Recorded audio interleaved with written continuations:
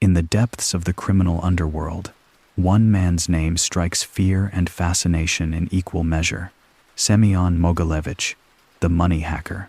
His empire, built on deception and digital manipulation, vanished without a trace, leaving behind a legacy that still haunts the shadows of modern crime.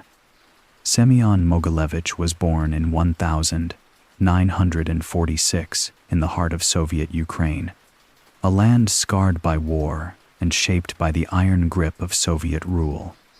The son of working-class parents, his early life seemed ordinary, but that facade quickly cracked as he grew.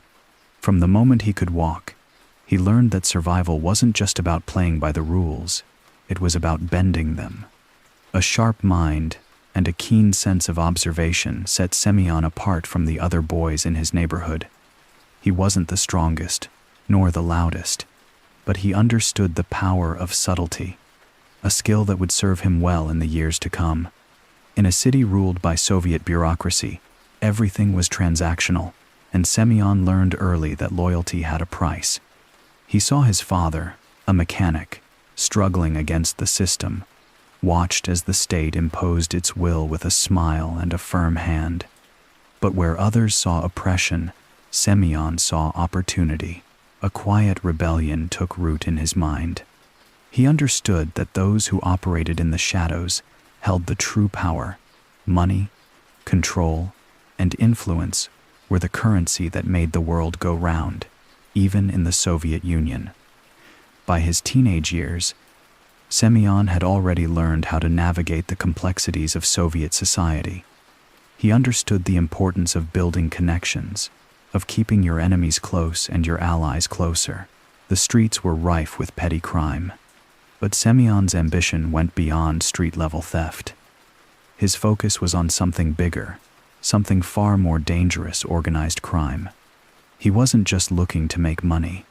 He was looking to make a name for himself in a world where reputation was the key to survival. The more he observed, the more he saw the cracks in the system. The Soviet regime, rigid and oppressive, couldn't control everything, and within those cracks, Semion saw his future. He was quick to learn that the bureaucracy that seemed so omnipotent was also corrupt, rife with opportunities for those willing to play the game. By the time he reached his 20s, Semion was already making his mark in the underworld. His first taste of real power came not from street-level crime, but from the murky world of bribery and smuggling, which flourished beneath the watchful eyes of the state. It wasn't long before he had his hands in every illegal enterprise, from weapons and drugs to more sophisticated scams. Semion wasn't just playing by the rules of the underworld, he was rewriting them. But even in those early years, Semion understood the importance of discretion. He moved carefully, always a step ahead, always blending into the shadows. His ambition was relentless, and he knew that, in a world governed by fear and greed, it was only a matter of time before he would rise above the rest. Semion's first real taste of organized crime didn't come in a blaze of glory, but in the quiet whispers of underground deals. In the late 1960s, he found himself deep in the heart of Kiev, a city where the air was thick with the scent of Soviet ambition and stagnation. It was in these murky back streets that Semion first realized the world of crime wasn't just about muscle, it was about manipulation. By then, he had already learned the value of connections. He wasn't flashy, didn't chase fame. He preferred to stay in the background, quietly observing, learning. As he began making his presence known in the city's underworld, he understood that power wasn't just in what you could steal, it was in who you could trust. Semion formed alliances with some of Kiev's most notorious criminals, men who had carved their own paths in a society that turned a blind eye to the hustle of the streets. But while these men were focused on their small local businesses' extortion, small-time smuggling, Semion had bigger ambitions. He wasn't interested in the scraps they fought over. He wanted the whole table. His early days were marked by a series of small-time heists, each one a stepping stone. each one a quiet lesson in how to move undetected, how to make sure the money flowed without ever touching the hands of the authorities.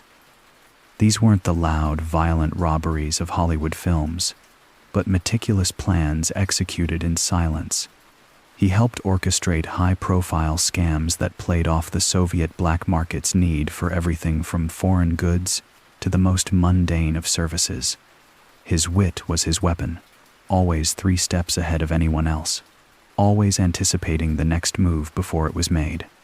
It wasn't long before he learned how to play the system, how to hide behind the veils of bureaucracy, and how to smuggle goods through the cracks of Soviet control. As his reputation grew, so did his connections. Semion became a middleman of sorts, making deals between local criminals, corrupt officials, and businessmen. But what truly set him apart wasn't his ruthlessness, it was his ability to outthink his enemies. He didn't just deal with local crooks. He was already thinking about the global network of crime, how to expand into new territories, how to leverage one deal into the next, each scam building on the last. While other men around him were content to play small, Semion had bigger plans. He understood that true power came not from what you stole, but from what you controlled. With each scam, with every heist, Semion laid the foundation for something much greater than anyone in Kiev had yet imagined. He was building his own empire, not with force, but with intellect, patience, and cold precision.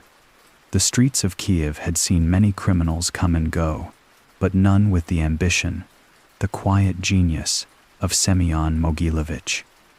In the heart of the Soviet Union, the underworld was not simply a shadow that clung to the margins of society.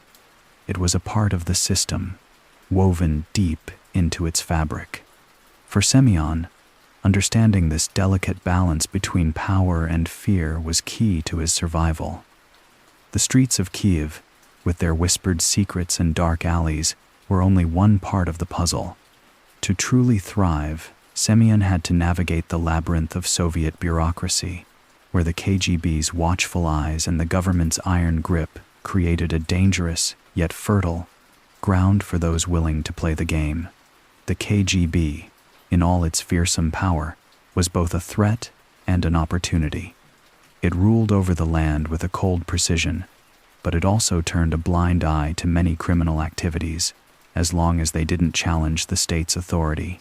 For Semion, the trick was simple. Stay beneath the radar, never attract attention, and always keep the game moving. The KGB, like the rest of the Soviet power structure, was focused on the grand designs of the state, the paranoia of espionage, and the preservation of its own existence. If you were small enough, insignificant enough, they didn't care. But if you were noticed, you were as good as dead. Semion had the foresight to recognize this from the start. He didn't directly clash with the KGB. He didn't get caught up in the large, noisy wars that could attract unwanted attention. Instead, he understood the importance of building relationships with the right people, those with power who operated just outside the law. He built a network of corrupt officials, businessmen with hands dipped in shady dealings, and military personnel who knew how to move things through borders without question. Corruption was the lifeblood of the Soviet state, a fact that many turned a blind eye to. Semion knew that the key to moving up was ensuring these men owed you favors, their loyalty secured not by fear, but by mutual benefit. The streets of Kiev and beyond were filled with men who were more than willing to turn their heads, if the price was right. And Semion, ever the pragmatist, knew exactly how to make those deals, how to make the necessary connections, and how to turn a favor into an empire.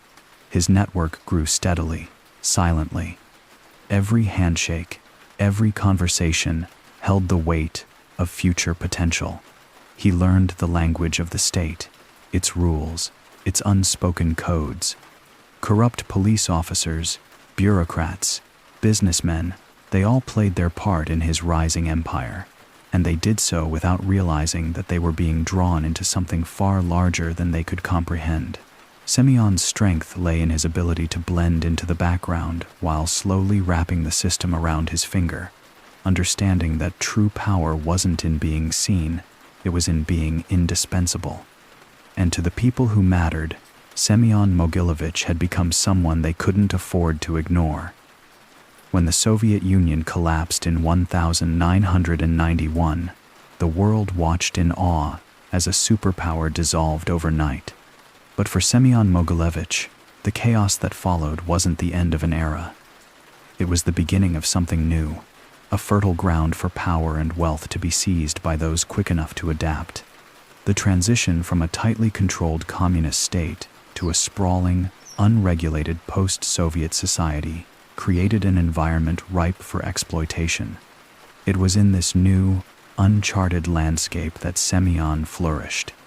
The fall of the USSR didn't just open the gates for freedom, it opened the gates for crime. The once monolithic state apparatus crumbled, leaving behind a void that the newly formed oligarchs and criminal organizations rushed to fill. The Russian mafia, once fragmented and disjointed, now found itself unshackled from the old regime. The streets, once policed by the government's iron fist, were now in the hands of men who understood the power of control, the value of wealth, and the necessity of silence. And in the midst of this seismic shift, Semion emerged as one of the most formidable figures in the new order. Semion had always known that power didn't come from violence alone. It came from controlling the flow of money. With the state's collapse, industries that had once been tightly regulated were suddenly up for grabs. Banks, factories, and entire sectors of the economy were privatized at a rapid pace, often with little oversight. Semion was no fool. He knew that while others scrambled to get a foothold, his time had come. He leveraged his connections, his network of corrupt officials, businessmen, and former KGB agents to insert himself into the very heart of this new world. While the majority of former Soviet criminals were still adjusting to the new rules of engagement, Semion saw the opportunities clearly. He didn't just want to participate in the emerging Russian mafia, he wanted to control it. His experience in navigating the shadows of Soviet bureaucracy gave him a unique advantage. He understood how to manipulate the system from within, how to buy influence, how to bribe the right officials, and how to forge alliances that ensured his survival in the new power structure. Semion's rise was methodical. He moved into the arms trade, drug trafficking, and other illicit industries with the same quiet precision that had marked his rise in the Soviet Union. But now, the stakes were higher, and the rewards far greater. His empire wasn't just based on fear, it was based on an intricate web of financial power, connections, and control over entire sectors of the economy.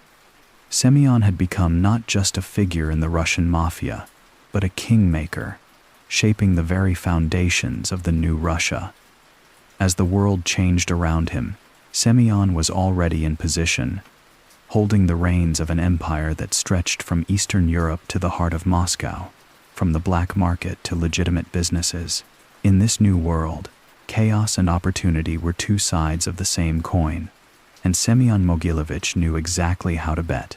In the world of crime, money is both the lifeblood and the Achilles heel. To gain power, one must control wealth, but to keep that power, one must keep the wealth hidden, often from governments, law enforcement, and the watchful eyes of the public. Semion Mogilevich understood this truth with an insight that set him apart from many of his contemporaries.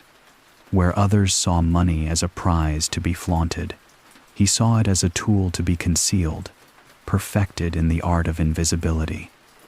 Money laundering wasn't new to Semion, but in the post-Soviet world, the opportunities to turn dirty money into legitimate assets were vast.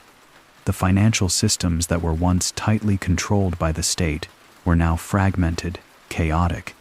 Semion understood that to thrive in this new landscape, he needed to master the complex dance of making illicit gains look like the spoils of legitimate business. And he wasn't content with small-time tricks, he was going to change the game entirely. Semion's first major breakthrough in money laundering came when he began to work with offshore accounts, moving money to places where scrutiny was minimal and the chances of detection were slim.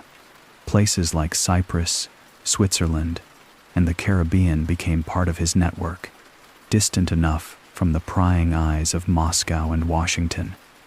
These regions were becoming hubs for global finance, with lax regulations and a history of helping high-stakes players like Semion's to disguise their ill-gotten wealth.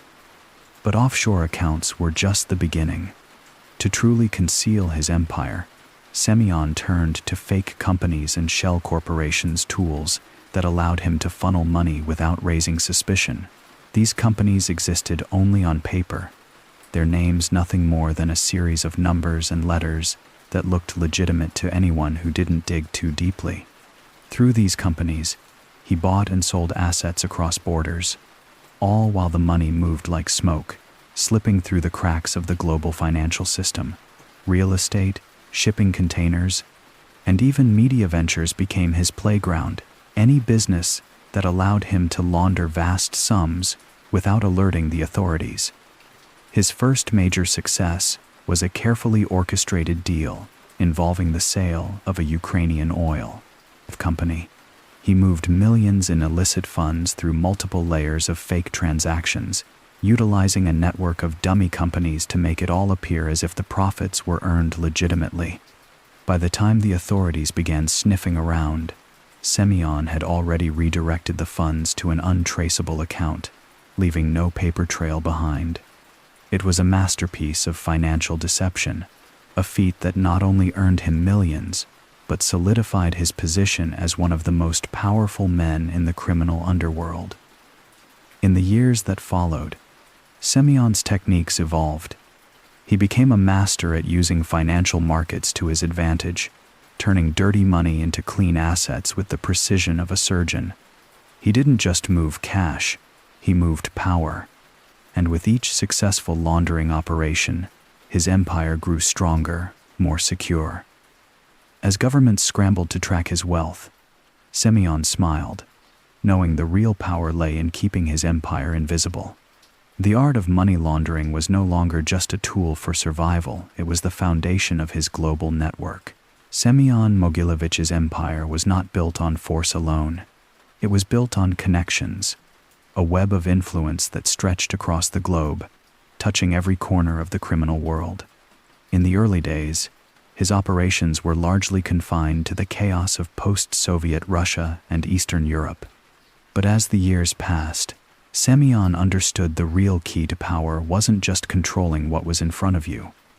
It was expanding beyond your borders, aligning with the right people, and positioning yourself as a necessary player in a much larger game. Europe was his first major target. After the fall of the Soviet Union, many former communist states were reeling, struggling with the transition to capitalism and democracy. That chaos left openings, and Semion moved swiftly. He established ties with powerful crime syndicates in places like Italy, the Balkans, and the Netherlands. The Italian mafia, long entrenched in the criminal fabric of Europe, found in Semion a useful ally. He offered them access to markets in Eastern Europe, and they gave him connections to supply chains, money laundering operations, and safe havens in countries with weaker law enforcement. In turn, Semion's influence spread to Asia, where he began to build relationships with some of the most notorious criminal organizations operating there. The Chinese triads, known for their involvement in everything from drug trafficking to arms deals, became key players in his growing network. Through intermediaries and careful negotiations, Semion secured routes for smuggling operations that moved everything from narcotics to counterfeit goods, pushing his empire into new regions. These alliances were not based on mutual affection, but on cold, hard practicality. Every connection Semion made strengthened his position, creating a network that was as wide as it was deep. Across the Atlantic, in the United States, Semion's reach extended through a blend of connections within the underworld and a series of strategic investments in legitimate businesses. He understood the value of influence in the American criminal scene. The Latin American cartels, once seen as competitors, became partners in his operations. Through these ties, he moved vast quantities of cocaine and heroin into the U.S. and used American financial institutions to clean the proceeds, further solidifying his grip on the global drug trade. It wasn't just about money. It was about ensuring that no matter where a shipment went, no matter which country a deal was made in, Semion had a stake in it. What Semion mastered better than most was the art of staying out of the spotlight. While his network grew across continents, he remained a shadow, pulling the strings behind closed doors, using intermediaries to carry out his bidding. His name rarely surfaced, but his influence was everywhere. Governments, law enforcement agencies, and rival cartels were all aware of the presence of Semion Mogilevich, but few could pinpoint his exact role. In the world he navigated, that was the true sign of power being a force felt, but unseen. His empire, built not just on money, but on relationships, was now an unstoppable juggernaut. He had created a network that spanned continents, a web of influence that made him untouchable and unstoppable. Semion Mogilevich was not just a businessman, he was an artist, and his canvas was the world of illicit trade. Where others saw boundaries, he saw opportunities, and where governments erected walls, he constructed tunnels. Smuggling wasn't merely a method for him, it was a sophisticated operation, a dance of logistics, deceit, and cunning. He understood that to build an empire that spanned continents, he needed to be the silent hand guiding the flow of goods in the shadows. Whether it was arms or drugs, he had a unique ability to move contraband without ever attracting attention. His smuggling operations were a marvel of complexity. Semion didn't just rely on the conventional methods of the past. He didn't simply bribe customs officials or hide contraband in shipping containers. He was far more meticulous. He created entire networks of businesses, false identities, and forged documents, each one designed to obscure the true nature of his cargo. Arms were transported through a series of covert transfers, often disguised as legitimate shipments. The weapons would be hidden inside machinery, furniture, or crates marked as industrial goods.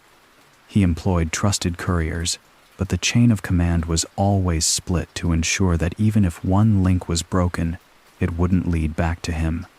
The shipments would travel through multiple countries, bouncing from port to port like a ball on an uneven surface, with no one ever really able to connect the dots. Drugs were an entirely different operation, one that required a level of precision and patience few possessed. Semion understood the intricacies of moving narcotics through the global system. He was a master of exploiting weaknesses in border security, using underdeveloped countries as launch pads for shipments, and ensuring that his network had safe passage through heavily monitored areas. Whether it was heroin from Afghanistan or cocaine from Colombia, Semion's network ensured that the product reached its destination, whether that was the streets of New York, London, or Moscow, without ever touching the radar of law enforcement. And when things went wrong, when a shipment was seized or a connection lost, Semion simply adapted. Routes were changed, people disappeared, and the operation moved forward, undeterred. Semion's involvement in arms trafficking wasn't just about money, it was about power. He saw the trade in weapons as a way to influence conflicts, supply those who would do his bidding, and create alliances with governments and rebel groups alike. From the Balkans to the Middle East, Semion's fingerprints were all over the world's most volatile war zones. He supplied arms to militias fighting in civil wars, to separatist groups looking to carve out their own territories, and even to corrupt governments looking to quell dissent. Each deal wasn't just an exchange of goods, it was a barter of influence, a way for Semion to extend his reach and increase his leverage in the world of global crime. In a world where success was measured by the size of your empire, Semion was an undisputed master. His smuggling operations were not just profitable, They were essential to the global fabric of illicit trade. And through it all, he remained untouchable, always a step ahead, always invisible in plain sight. Semion Mogilevich wasn't just a criminal mastermind, he was a master manipulator of the very systems that governed the financial world. In the labyrinth of global finance, where rules and regulations were often ambiguous and enforcement was inconsistent, Semion saw a playground. It wasn't enough for him to move illicit goods or fuel wars. He wanted to control wealth, to distort the financial markets in his favor. Fraud became his new weapon, a way to siphon billions without ever firing a shot. The world of fraudulent business schemes provided Semion with endless opportunities. Using a combination of shell companies, fake identities, and carefully crafted financial documents, he orchestrated a series of high-stakes scams that spanned continents. One of his most brilliant strategies was stock manipulation. With a keen understanding of market psychology, he began to quietly amass shares in companies that were either struggling or undervalued. He would artificially inflate their value through false reports, backdoor deals, and fabricated announcements. With the price of the stocks rising, he would sell off his holdings, pocketing millions, leaving unsuspecting investors holding the bag when the bubble inevitably burst. It wasn't just about manipulating stocks, though. Semion expanded into the world of Ponzi schemes, preying on the greed of others. He was not just another player in the game, he was the orchestrator, the puppet master pulling strings from behind the curtain. Using his extensive network of contacts in both Eastern and Western financial sectors, he created elaborate schemes that promised high returns with minimal risk. The money poured in, and Semion ensured the first investors were paid to keep the scheme going, all while diverting the rest of the funds to himself. Like all Ponzi schemes, the system was destined to collapse eventually. But by the time it did, Semion had already made millions and disappeared into the shadows. His schemes grew larger, more complex, and more daring as the years went on. He knew exactly how to exploit the weaknesses in global banking systems, moving vast sums of money across borders, often through offshore accounts that were nearly impossible to trace. He would recruit a small army of accountants, financial advisors, and corrupt bankers, all of whom worked tirelessly to conceal the flow of dirty money. Money was hidden in plain sight through fake loans, exaggerated investments, and phony transactions that kept the authorities guessing. For Semion, fraud was never just a means to an end. It was an art form, a test of his intellectual prowess, and a way to assert his dominance over the system. It didn't matter if the financial markets crashed or the stock prices plummeted. What mattered was that Semion always came out on top. He manipulated the very rules of finance itself, bending them until they cracked. In the process, he built a fortune that few could fathom, and even fewer could trace. Through fraud, he controlled wealth on a scale few criminals ever dream of. And all the while, he remained an enigma never seen, never caught. His influence felt across the global financial landscape. Semion Mogilevich built his empire not through loud explosions or public displays of force, but through silence and subtlety. His name echoed in the dark corners of the world, a whisper among criminals, politicians, and businessmen alike. Yet his own hands rarely got stained. He had long understood that the true power of a criminal mastermind lay not in personal involvement, but in the ability to remain an invisible force, pulling the strings from behind the scenes. His ability to orchestrate chaos without ever getting caught was his greatest triumph. Mogilevich's reputation was that of a ghost, an elusive figure, the phantom at the head of an empire. He didn't need to get his hands dirty. He had a network of loyal intermediaries and enforcers who did the work for him. Whether it was smuggling arms, laundering money, or running illegal businesses, Mogilevich remained untouchable, never needing to leave a fingerprint or a trace behind. His men, often ruthless, sometimes loyal only to the paycheck, operated in the shadows of the operations he masterminded. These were the visible players, the ones who took risks, while Mogilevich, in his quiet offices, moved pieces on a grand chessboard, ensuring his own safety and furthering his own ambitions. This system, which kept him above the fray, also made him untraceable by authorities. In the world of organized crime, few could claim true invisibility. Most criminals leave traces, signs of their involvement. But Semion was different. He wasn't the face of the operations. He didn't need to be. He preferred to operate through layers, a series of intermediaries, cutouts, and false names that ensured that when things went wrong, there was no way to trace it back to him. It was a lesson he'd learned early in his career. Power wasn't in being the most visible man in the room. It was in being the one who could stand in the corner, unseen, yet in complete control. Being a ghost wasn't just a clever disguise. It was a strategy for survival. The law enforcement agencies and intelligence services that pursued him were always a few steps behind. They could follow the money, the drugs, the guns, but they couldn't follow the man. Semion had crafted his own network of informants and assets, people who, in exchange for the right price, would cover for him, provide false leads, or divert attention elsewhere. It was a network that spanned continents, from Eastern Europe to the Americas, each link in the chain unaware of the others, all working toward a single goal without ever seeing the face of the person at the top. His silence made him more dangerous than any bomb or violent attack could. Authorities could arrest men on the ground, dismantle pieces of his operations, but as long as they couldn't track Semion himself, the empire would continue.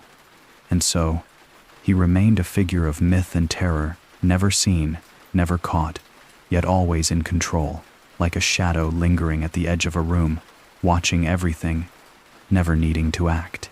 Semion Mogilevich knew that to survive in a world that was beginning to pay closer attention to his operations, he had to evolve. His empire needed a new face, one that was as polished as it was deceptive. The key to his longevity lay in the ability to mask his criminal activities behind legitimate businesses, making it nearly impossible to separate the two. He wasn't just building an empire of crime, he was building a facade, a complex network of front companies and investments that would allow him to wash his dirty money and avoid detection. Real estate became one of his most lucrative and low-profile ventures. Buying properties in prime locations across Europe and the United States, Semion ensured these were not just investments, but vehicles for laundering money. Expensive buildings, hotels, and casinos were perfect for his purposes. They generated a steady stream of revenue, which could be reported as profits from legitimate operations, while in the background, Mogilevich's men quietly funneled millions of illicit funds through them. The construction industry itself offered ample opportunities for inflating costs, overcharging on materials, and skimming off the top. A high-rise in London or a sprawling hotel in Paris could be sold, traded, or restructured to hide vast sums of money, all the while appearing perfectly legitimate to the outside world. Casinos, in particular, were a goldmine for Semion's money laundering efforts. These establishments provided an ideal environment for channeling illicit funds without attracting attention. Money could be washed through gambling winnings, chips bought, cashed in, and recorded as legitimate profits. The constant flow of cash, the high volume of transactions, and the lack of transparency in gambling operations made casinos perfect vessels for hiding the true nature of the funds. What appeared as a bustling business venture for high rollers was, in reality, a sophisticated machine for concealing vast amounts of criminal wealth. It was all part of the illusion, a game of smoke and mirrors, and Semion was the master illusionist. Hotels, too, provided a similar function. They allowed for huge sums of cash to be deposited, claimed as revenue from room bookings, events, and services. The expenses and incomes could easily be manipulated to disguise the flow of dirty money. making them the perfect cover for a multitude of illicit transactions. Moreover, these businesses also served as hubs for connecting with other criminals and officials, expanding his network and influence in the process. The high society nature of hotels and casinos gave Mogilevich access to a new class of wealthy individuals, shady businessmen, and corrupt politicians, people who could either help protect his empire or become unwitting accomplices in his schemes. Semion's ability to integrate these legitimate businesses into his criminal empire allowed him to operate under the radar for decades. These enterprises didn't just act as a mask for money laundering, they became tools for expanding his power and influence. The world saw an expanding portfolio of successful businesses and a rising mogul with seemingly clean hands, while underneath, the empire of crime continued to grow. Semion had created a perfect storm, one where criminality and legitimacy coexisted seamlessly, and he was untouchable. Semion Mogilevich was always one step ahead, but to truly remain untouchable in the modern world, he knew he had to adapt. As the digital age began to take shape, Mogilevich quickly recognized the potential of the new frontier. The world was moving online, and with it, an entirely new realm of possibilities for manipulating financial systems. The days of paper trails and physical cash were coming to an end, and Mogilevich, ever the opportunist, saw an opening to integrate technology into his empire. He started small, testing the waters of digital manipulation in the early days of computing. His first forays into hacking systems were subtle, focused mainly on bypassing security measures to protect his money laundering operations. Simple actions, like accessing offshore bank accounts or altering transaction records, became easier as he began to understand the vulnerabilities within the new digital landscape. Unlike others who might have seen technology as a threat, Semion viewed it as an ally, an instrument he could use to further secure his empire. By the mid-1990s, as the internet became more accessible, Mogilevich's skills evolved. He wasn't just interested in financial systems. He saw the potential for hacking everything from government databases to corporate networks. His ability to access information, alter records, and erase traces of illegal activity became a hallmark of his operations. With just a few keystrokes, he could erase his presence from a system, leaving no trace for authorities to follow. It was a game of digital cat and mouse, and Mogilevich was playing at the highest level, while most of his competitors were still relying on traditional, old-school methods. At the core of his success was the way he harnessed cyber technology to safeguard his empire. Semion's hackers, some of the best in the world, were an extension of his influence. They were able to siphon money from online financial systems, cover tracks in virtual spaces, and even manipulate digital records to make it look like his illicit activities never took place. If someone tried to trace a transaction, they would find themselves up against firewalls and encrypted networks designed to lead them nowhere.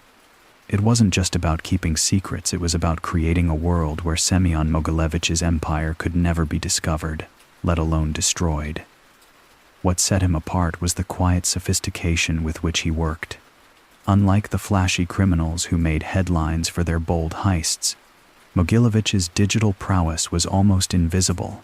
He operated behind the screen, his fingers tapping away at a keyboard as he quietly shaped the world of finance and criminality. For every hacking tool or system he manipulated, he ensured his fingerprints remained untouched, his name never appearing in a single line of code. In the digital age, Mogilevich was both invisible and omnipotent, the perfect hacker for an empire built on secrecy and deception.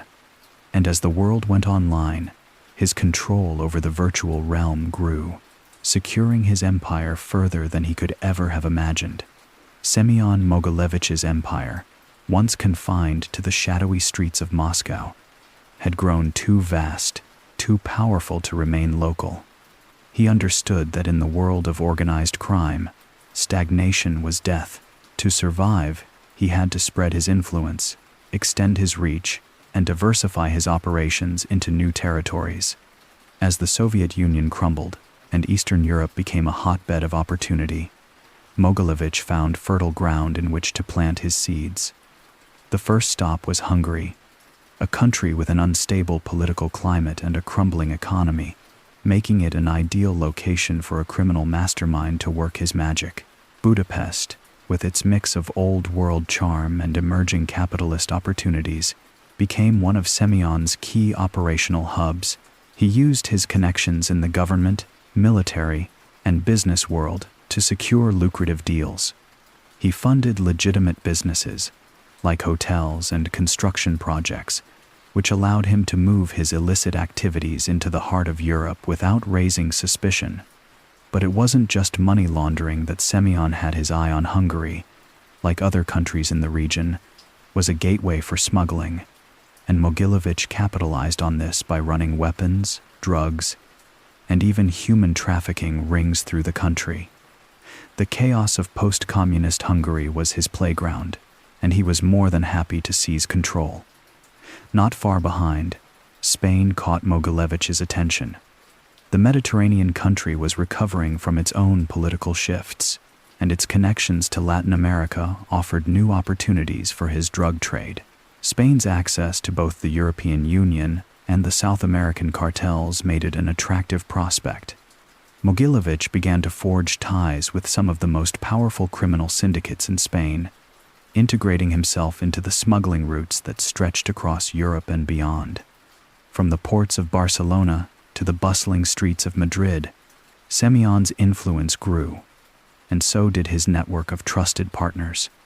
His reach extended into the world of arms smuggling, using Spain as a staging ground for shipments to North Africa, the Middle East, and even back into Eastern Europe. The United Kingdom, with its robust financial sector and tightly knit networks of wealth and power, became another crucial piece in Mogilevich's expanding empire. London, in particular, offered a perfect balance of high society and seedy underbelly, and it wasn't long before Mogilevich had established connections with businessmen and politicians alike. He moved money through the city's banks, investing in legitimate sectors to further conceal his activities. The allure of London's financial markets was irresistible, and it allowed him to infiltrate various industries, from real estate to media, providing perfect cover for his illicit dealings. Through all of this, Mogilevich didn't just build a network of crime. He cultivated a system of trusted lieutenants, corrupt officials, and businesses that kept his empire running smoothly. From Eastern Europe to Western Europe, his operations diversified, spreading into human trafficking, arms dealing, drug smuggling, and fraud. But it was his ability to integrate himself into the very fabric of these societies, blending in with politicians, businessmen, and criminals alike, that made him nearly untouchable. His empire wasn't just growing, it was becoming a force, one that no one could control, not even the authorities. As Semion Mogilevich's empire expanded across Europe, so did his ability to manipulate the political systems of the countries in which he operated. For a man like him, power wasn't just in money, drugs, or arms. It was in the ability to control those who made the laws, those who could protect him, or those who could look the other way. The more influence he amassed, the more he realized that the true key to his success lay not just in the shadows of the underworld, but in the halls of power. Mogilevich was a master of building relationships with the corrupt and vulnerable. He didn't just make deals with politicians. He made them feel that aligning themselves with him was the key to their own survival. From Eastern Europe to Western capitals, his fingerprints started appearing in places no one would expect. In Hungary, Spain, and the UK, Semion began fostering relationships with government officials, judges, and law enforcement officers. At first, the influence was subtle backdoor deals, donations to political campaigns, or quiet bribes to police officers. But as time passed, his grip on local and national politics tightened, and the deal-making became less discreet. By offering politicians and businessmen a share of the wealth, or simply providing protection in a volatile political climate. Mogilevich created an environment where public officials turned a blind eye to his operations or, in some cases, became active participants in his criminal enterprises. It was no longer just about making a quick deal. It was about embedding himself into the political framework so deeply that his presence was felt in every law passed, every investigation closed, and every government decision made. His vast network of corrupt officials, ranging from local mayors to high-ranking government ministers, became an essential part of his empire. Through these relationships, Mogilevich could manipulate public office for his personal gain. He wasn't just using politics for protection, he was using it to further his wealth and expand his criminal enterprises. He knew that in the world of politics, everything had a price, and for the right price, he could secure anything from a favorable business contract to the complete dismantling of an investigation. When he needed a law to be passed, it was simply a matter of knowing who to call. When he needed a witness to disappear, he understood how to make a call to someone in the police force to make it happen. What made Mogilevich so dangerous was his patience. Unlike many criminals who sought immediate gain, he was willing to play the long game. He didn't need to be the most visible figure. He understood the value of being the unseen hand that guided the puppet. With politicians indebted to him, and the authorities too afraid or too bribed to touch him, Mogilevich solidified his position as one of the most powerful and untouchable figures in the world of organized crime. His empire was no longer just a criminal operation. It was a machine lubricated by the very institutions that were meant to protect society from men like him. Semion Mogilevich wasn't just a player in the world of organized crime. He became the king of its shadowed markets, establishing a monopoly that spanned across countries and continents. His empire wasn't confined to the traditional realms of drug trafficking or extortion. Mogilevich's genius lay in his ability to dominate every corner of the black market. From the depths of illegal arms trading to the streets flooded with counterfeit goods, he mastered the art of controlling illicit economies in ways few had ever imagined. His control over the arms trade was perhaps his most brilliant move. As former Soviet states dissolved, the world was left with a vast surplus of weaponry, heavy artillery, explosives, and small arms. The newly formed black market for these weapons was fertile ground, and Mogilevich, with his network of corrupt officials, businessmen, and military officers, moved in swiftly. He became a key supplier to various factions in conflict zones around the world, from war-torn regions in Africa to the Balkans. His arms deals were conducted with precision, hidden under layers of shell companies and forged paperwork. Weapons shipped through obscure routes, hidden within legitimate cargo, became his signature. Governments turned a blind eye, and those who didn't were often too afraid to act. But arms were just the beginning. Semion's reach extended deep into the trafficking of human lives. With the collapse of the Soviet Union, borders became porous, and human trafficking networks flourished. Mogilevich, seeing opportunity in desperation, infiltrated this grim trade. He didn't just exploit the weak, he manipulated systems of migration, setting up illegal routes for people desperate for a better life, only to sell them into forced labor or prostitution. He turned people into commodities, his operations spanning from Eastern Europe to the United States, Asia, and beyond. His profits were staggering, but so was his cruelty. Victims of his trafficking were often left with little more than the clothes on their backs and a debt that could never be paid. Mogilevich's reach into counterfeit goods made him a player in industries where few suspected foul play.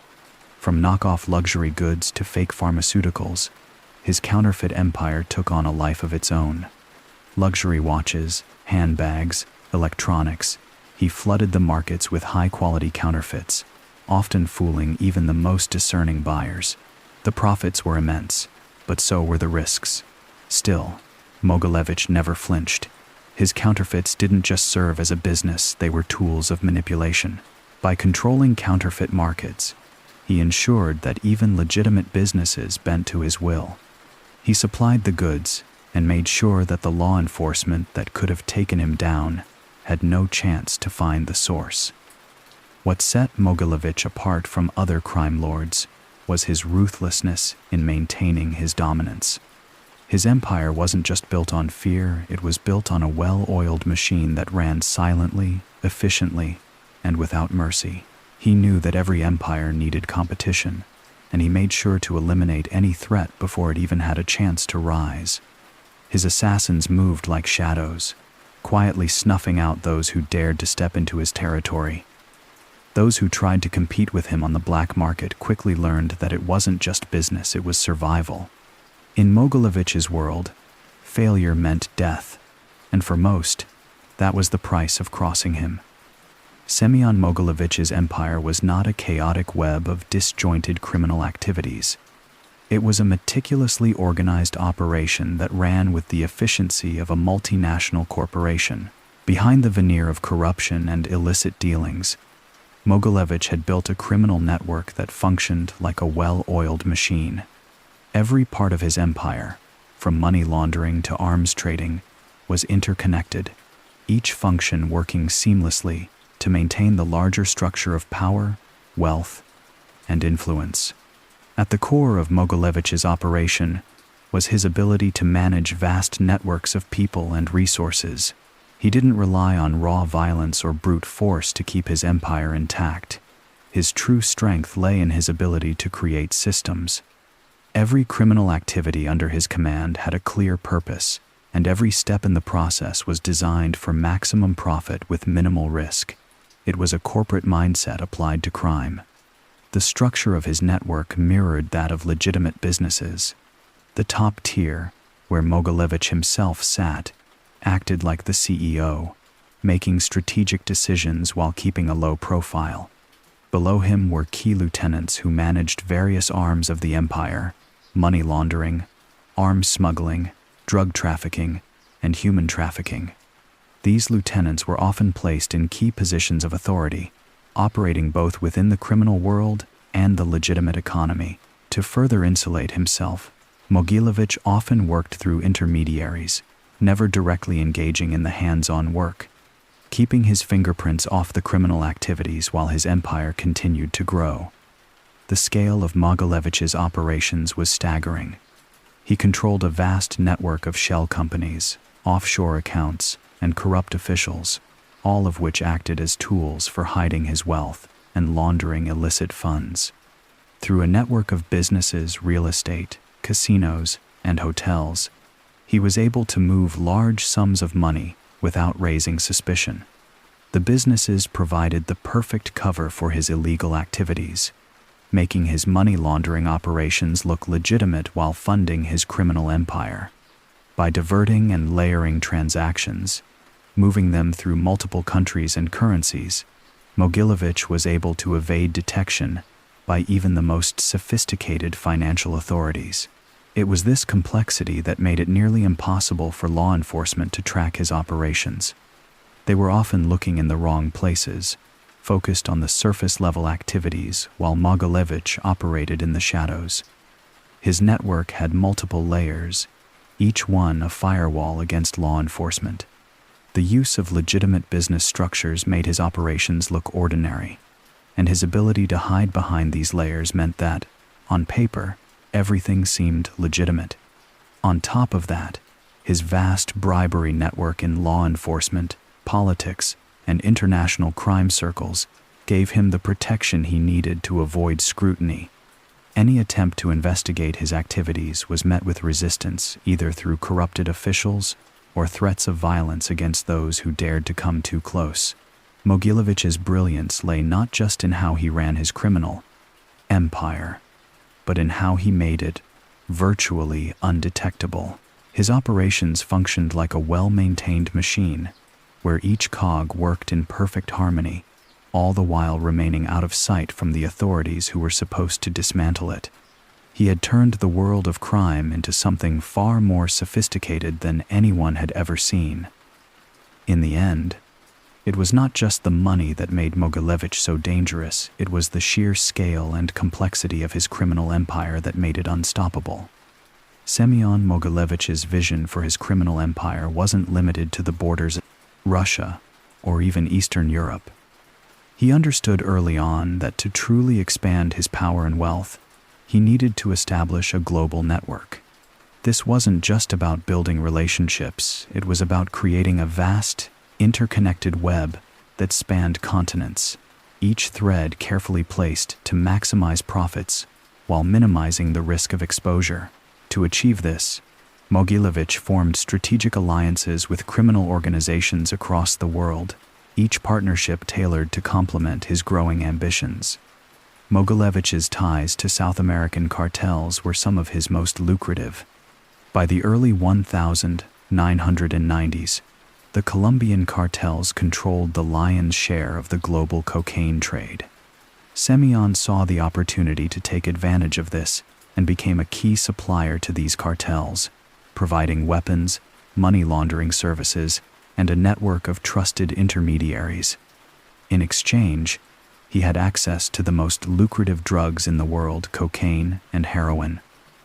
This cross-continental collaboration opened up new supply routes, which Mogilevich mastered with his usual precision. His network moved goods with such efficiency that authorities were often left scrambling to intercept shipments, always a step behind. Simultaneously, Mogilevich began forging alliances with the Asian triads. The triads, particularly those operating in Southeast Asia, had long controlled the heroin trade. Semion's ability to facilitate the movement of money and weapons gave him access to their vast distribution channels. In return, he offered the triads the logistical support they needed to expand their reach into Europe and the United States. The partnership was mutually beneficial, with Mogilevich acting as the quiet intermediary, orchestrating shipments, managing finances, and ensuring that both parties could operate with relative impunity. His relationship with Italian mafia families further solidified his standing as one of the most powerful figures in organized crime. Mogilevich's influence over the Sicilian mafia and other Italian groups allowed him to broker deals that spanned continents. His access to the European market, coupled with his ability to launder massive sums of money, made him an invaluable ally to the Italian crime syndicates. These partnerships didn't just bring in wealth. They helped shield his operations from law enforcement, as he was able to leverage the political connections and the entrenched corruption within these established families. Mogilevich's ability to navigate these diverse criminal landscapes was a testament to his adaptability and ruthlessness. He ensured that his operations were spread across numerous countries, each one serving as a piece in his global puzzle. Whether it was moving heroin from Southeast Asia to the United States or laundering money through European banks, Mogilevich's empire functioned seamlessly, drawing on the strengths of his international partners while minimizing the risks of exposure. His cross-border operations were not just a means of maximizing profits. They were the lifeblood of his sprawling empire, ensuring that no matter what happened in one part of the world, his wealth and power could continue to flow from another. As the 1990s unfolded, the landscape of Russia underwent a seismic shift, a shift that Mogilevich was positioned to exploit with ruthless precision. The collapse of the Soviet Union had left the country in a state of turmoil, the economy in disarray, and power struggles rampant among the remnants of its old guard. Amid this chaos, Mogilevich expanded his influence not just among criminals but among Russia's emerging oligarchs. These men, who once served the state under communism, were now seizing control of the country's wealth in the vacuum left behind. Mogilevich saw an opportunity, one that would secure his place at the heart of Russia's new underworld. In the early stages, he sought to gain favor with the country's rising oligarchs, many of whom were businessmen with shadowy ties to the Soviet elite. They were more than just wealthy. They controlled vast sectors of industry, from oil to telecommunications, and had vast influence over Russia's political infrastructure. Mogilevich used his vast network to ingratiate himself with these powerful figures. His skill for money laundering and navigating the murky world of illicit wealth made him a valuable asset. For them, associating with Semion wasn't just about making more money. It was about protecting what they already had from the emerging threats of a new world order. While Mogilevich's ties with the oligarchs were strategic, he also forged alliances with some of the top criminal figures within Russia. The Russian mafia, long a force to be reckoned with in the shadows of the country, found in Mogilevich a mastermind who could bring their operations to new heights. Mogilevich knew that to maintain control of his empire, he needed a coalition, a network of trusted partners, loyal to him but powerful in their own right. He sought out the biggest names in Russian organized crime, from the notorious Solntsevskaya Bratva to the Chechen mafia. His role was always behind the scenes, the silent operator who made sure everything ran smoothly. His influence was subtle but absolute. By manipulating the economic chaos of post-Soviet Russia, Mogilevich and his criminal partners worked together to carve up sectors of the economy. They purchased state-owned assets at a fraction of their true value, often through illegal means, and began to control critical industries. Meanwhile, Mogilevich's ability to launder money through international banks allowed these newly minted oligarchs and criminals to operate with minimal interference from law enforcement. But what set Semion apart was his ability to play the long game, cultivating relationships that went far beyond just business. He was in the ear of the most influential figures in the country, the ones who controlled the future of Russia. Over time, Semion Mogilevich became the invisible linchpin in this coalition, the man behind the curtain, pulling strings, guiding moves, and solidifying his position as a critical power broker in Russia. He wasn't just influencing a few corrupt businessmen or criminal figures. He was laying the foundation for a new era of Russian power, one that blended money, crime, and politics in a way no one had ever seen before.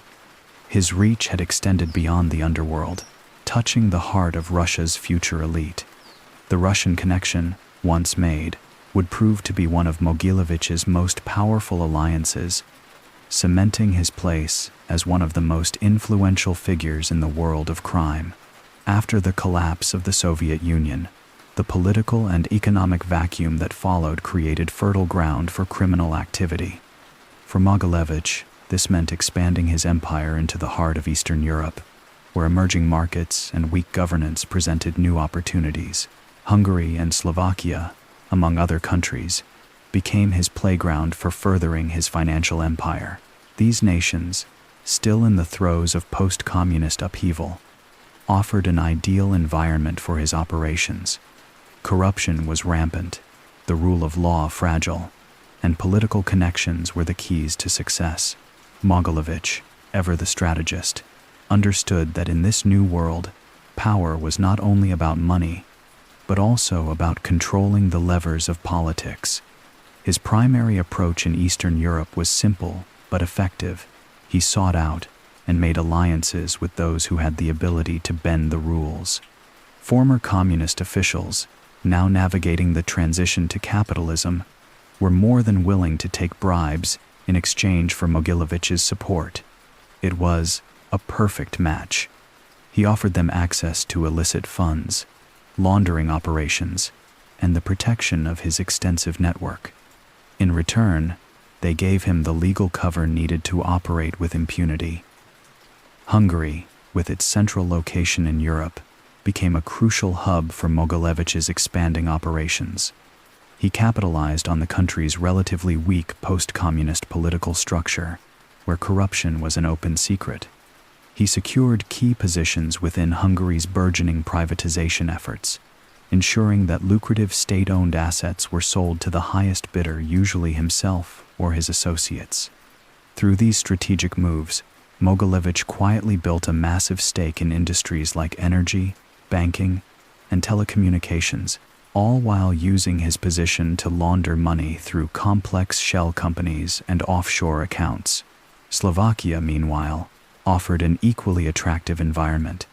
The country was small, its political system volatile, and its economy in the process of reorienting itself to the west. Mogilevich's contacts within the region allowed him to infiltrate the political elite, offering money and favors in exchange for their loyalty. Using a network of bribes and backroom deals, he manipulated Slovakia's transition to a market economy, helping to secure valuable assets for himself and his criminal associates. This carefully constructed network in Eastern Europe allowed Mogilevich to navigate the complexities of the new political landscape with ease. His wealth grew exponentially, but so did his influence. By capitalizing on the region's instability, he became a silent but powerful force, shaping the emerging markets from behind the scenes. The criminal empire he had so carefully cultivated was no longer just about illicit activities. It was now a transnational business machine, operating in the shadows of a rapidly changing Europe. And through it all, Semion Mogilevich continued to pull the strings, a ghost in the machine, forever watching and waiting for the next opportunity to expand his reach. Semion Mogilevich's rise in the world of organized crime was not built solely on manipulation, laundering, or political influence. His brilliance also lay in the art of the heist, high-stakes robberies that required more than just muscle. They demanded a mind that could see a crime before it even unfolded. These heists were not ordinary stick-ups or spur-of-the-moment jobs. They were meticulously planned operations, orchestrated with precision and executed without leaving a trace. Mogilevich understood that a successful heist wasn't just about stealing valuable goods. It was about setting the stage and managing the aftermath. Every detail, from the timing to the escape routes, was carefully plotted. He built his criminal reputation on the ability to pull off jobs that would leave law enforcement dumbfounded and his competitors in awe. Each job was like a chess move, executed several steps ahead of the authorities' expectations. He knew that the perfect crime relied on the element of surprise and the skill of those involved. He recruited a team of specialists, robbery experts, hackers, and forgers men who understood the value of discretion and silence. For them, it was about money, but it was also about working with a master planner who offered not just profits, but the opportunity to be part of something larger. The heists were a form of business, each job, a well-thought-out transaction in a much broader scheme of accumulating wealth and power. The planning was extensive, often spanning months. Mogilevich would study his targets meticulously.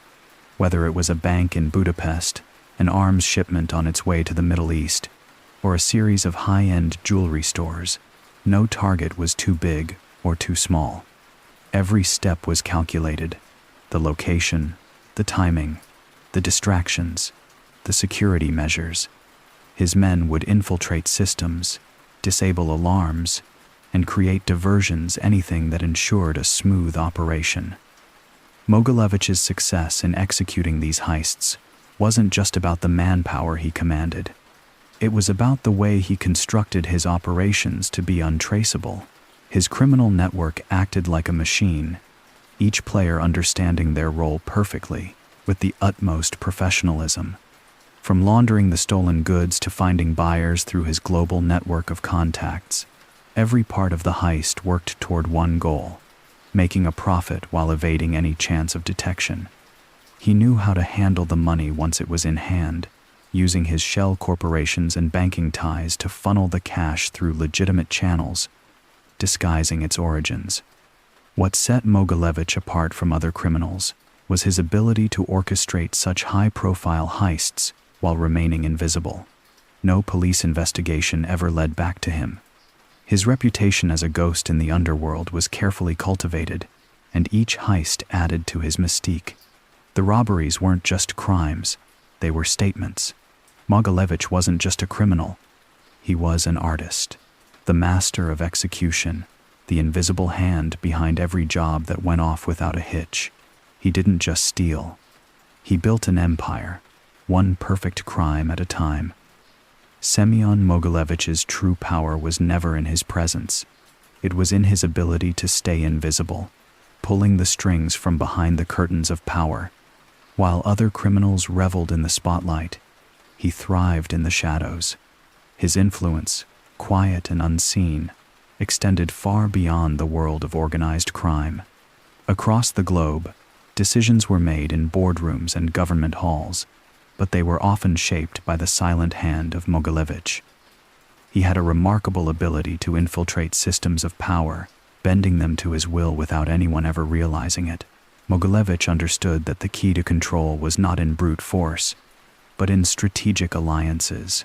He positioned himself as a shadow figure, someone no one could directly point to, but whose presence was felt in the most important of places. Whether it was political decisions in Eastern Europe, business dealings in the United States, or trade agreements in the Middle East, his influence was deeply woven into the fabric of global affairs. He operated through a vast network of intermediaries, politicians, businessmen, and bureaucrats who owed him favors or were bought outright. The men and women who were in the room when decisions were made often had no idea they were being directed by Mogilevich's hand. He knew how to make things happen without ever needing to show himself. Money flowed through his channels, corruption spread quietly, and policy was shaped to suit his interests. His relationships with corrupt politicians were particularly potent. Mogilevich would never directly order a politician to act. Instead, he used subtle pressure, a series of calculated moves that pushed those in power toward decisions that benefited him. When certain policies or laws threatened his interests, he would quietly sponsor campaigns, fund political causes, and use his influence to shift the course of legislation. His role in global politics was that of an untraceable force, always present, but never obvious. Despite the vast web of influence he spun, Mogilevich remained largely untouchable. He understood that power without visibility was the most dangerous kind. He kept his public persona to a minimum, allowing his actions to speak louder than his words. His name was whispered in the corridors of power, never loudly spoken, but always felt. When it came to world events, it was Mogilevich's unseen influence that often dictated the outcome. Whether orchestrating deals between nations or subtly controlling the flow of global markets, he stayed hidden in plain sight, his grip on the world tightening with each passing day. In a world where power was typically claimed with grand gestures, Semion Mogilevich understood that the greatest power was that which no one could see. And while the world focused on more obvious players, he silently controlled the game, making moves from the shadows that ensured his empire's survival and growth. Semion Mogilevich, ever the opportunist, saw the emerging digital world not as a threat, but as a new frontier to conquer. While the majority of the criminal underworld was still entrenched in more traditional methods, smuggling, extortion, and money laundering, Mogilevich understood that the future lay in digital manipulation. By the time the internet had truly begun to shape global commerce, he was already well positioned to exploit its vast, unregulated potential. He wasn't a hacker in the conventional sense, but a mastermind who understood how to leverage the tools of the digital age to further his empire. Mogilevich surrounded himself with a small but highly skilled team of cyber experts who could manipulate financial systems, infiltrate secure networks, and erase digital footprints. His knowledge of the digital landscape was not rooted in technical skills, but in a keen understanding of how the financial world operated, particularly in the realms of online banking, securities, and cryptocurrency. The first steps into cybercrime came with simple financial frauds. Mogilevich exploited the rise of online banking, manipulating systems to siphon off small amounts of money that, over time, added up to millions. It was an elegant strategy, untraceable, with no physical evidence, and near impossible for authorities to detect. But Mogilevich didn't stop there. His eyes were set on more ambitious targets: global financial systems, stock markets, and international transfers. He used his connections in legitimate businesses, to set up shell companies and financial institutions that operated both above and below the law, enabling him to funnel vast sums of illicit money through the digital world. In his world, every financial transaction was a game, and the digital age provided him with an endless number of new ways to cheat, bypass, and manipulate. Cybercrime allowed Mogilevich to engage in practices like phishing schemes, identity theft, and even digital extortion on a scale that was impossible to achieve with physical crime alone. His hackers were capable of breaching major financial institutions, redirecting transactions, and wiping clean the records of corrupt deals. The world of bits and bytes was just another tool to expand his criminal network, feeding his empire with vast amounts of untraceable wealth. His manipulation didn't stop at financial transactions. With the rise of social media and online platforms, Mogilevich understood the power of controlling narratives and public perception. Cyber attacks, disinformation campaigns, and hacking into political systems became part of his vast portfolio. He had a network of operatives who could alter the digital footprint of any transaction, disappear incriminating evidence, or plant false records to throw authorities off his scent. For someone who prided himself on being unseen, the digital world offered the perfect environment to operate from the shadows, where he could manipulate the course of events without ever physically being present. Through cybercrime, Mogilevich crafted an empire that was not just built on physical territory or brute force, but on the complex and ever-expanding world of digital manipulation. In the digital age, Semion Mogilevich found a new way to stay ahead of the law and continue his reign in a world where the only thing faster than money was information. Semion Mogilevich's rise to power was not only a matter of strategic brilliance, but also of sheer ruthlessness. In the world he inhabited, loyalty was a commodity, and betrayal was not something he tolerated. Those who dared to cross him, to think they could outsmart or dethrone him, met swift and violent ends. It was a lesson many learned too late. In Mogilevich's empire, there was no room for weakness, no forgiveness for failure. He made it clear from the start that loyalty was the price of survival, and anyone who showed signs of disloyalty or incompetence was discarded without hesitation. His empire was built on fear, and those who were at the top of it understood that they would fall just as quickly as they had risen. Rivals who made the mistake of trying to challenge his authority found themselves at the mercy of a man who had mastered the art of eliminating threats with precision. There were no grandiose public executions, no spectacle in the streets.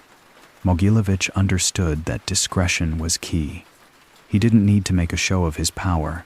It was enough to simply make his rivals disappear, leaving behind nothing but a trail of fear and uncertainty. His method of dealing with enemies was as cold and calculated as his business dealings. Assassination was a tool, not a statement.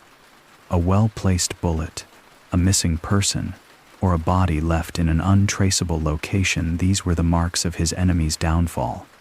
The authorities were powerless, and the bodies never told the full story. One of his most notable betrayals came from a former close associate who, after years of loyalty, attempted to strike a deal with a rival faction. Semion wasted no time in sending his men to handle the matter. The individual's disappearance was treated as a standard operation, no different from any other. The message was simple and clear: betray Mogilevich, and there would be no second chance. The case was closed before it had even begun. His body was never found, and no one dared to speak of it again. That was the price for crossing Semion.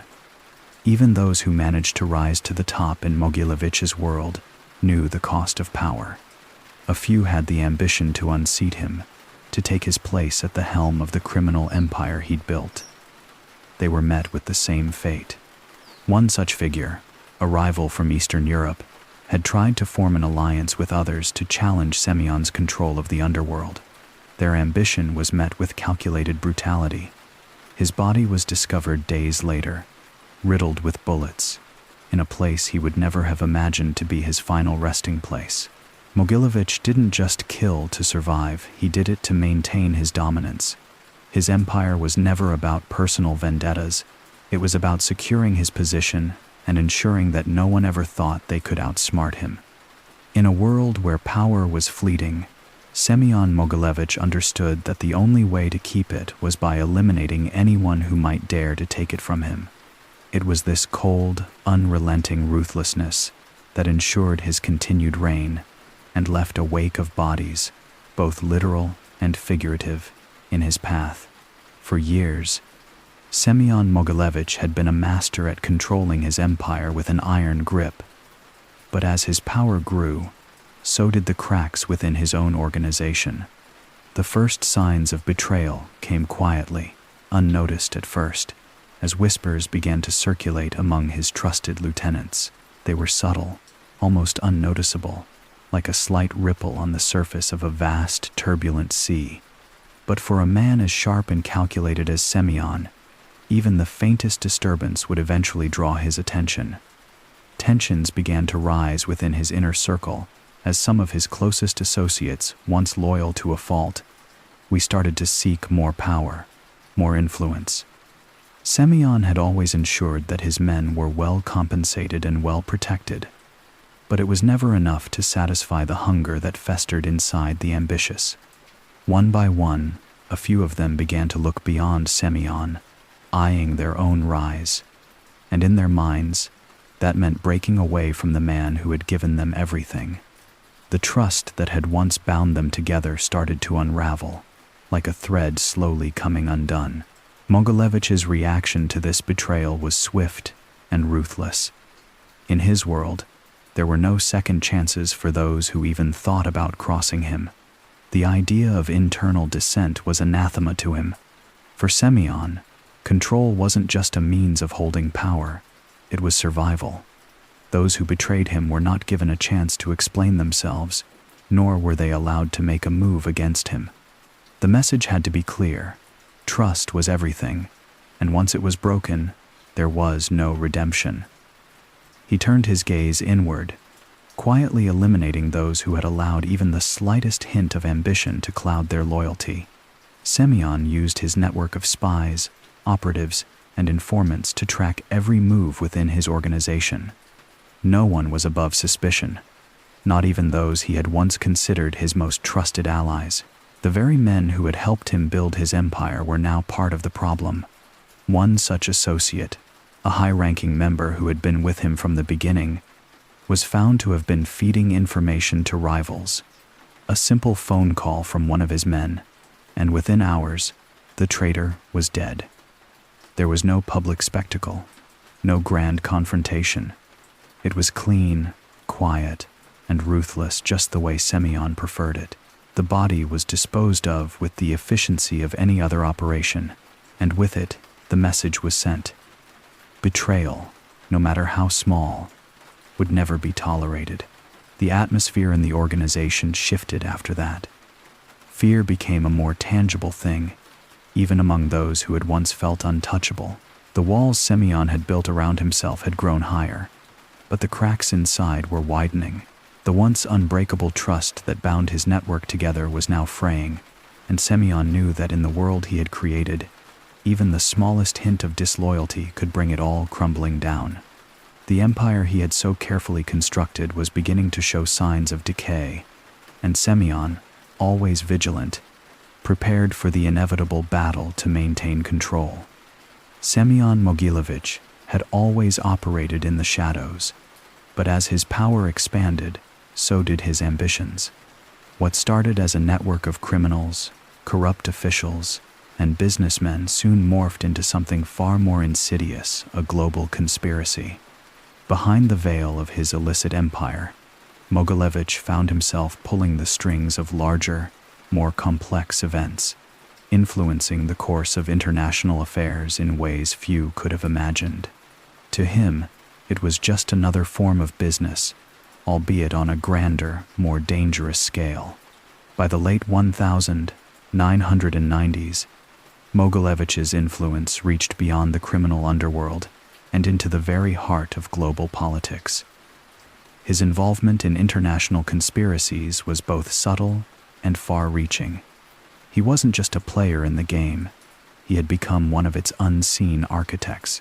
As the post-Soviet world entered a new era, Mogilevich took advantage of the political instability and economic transitions across Eastern Europe.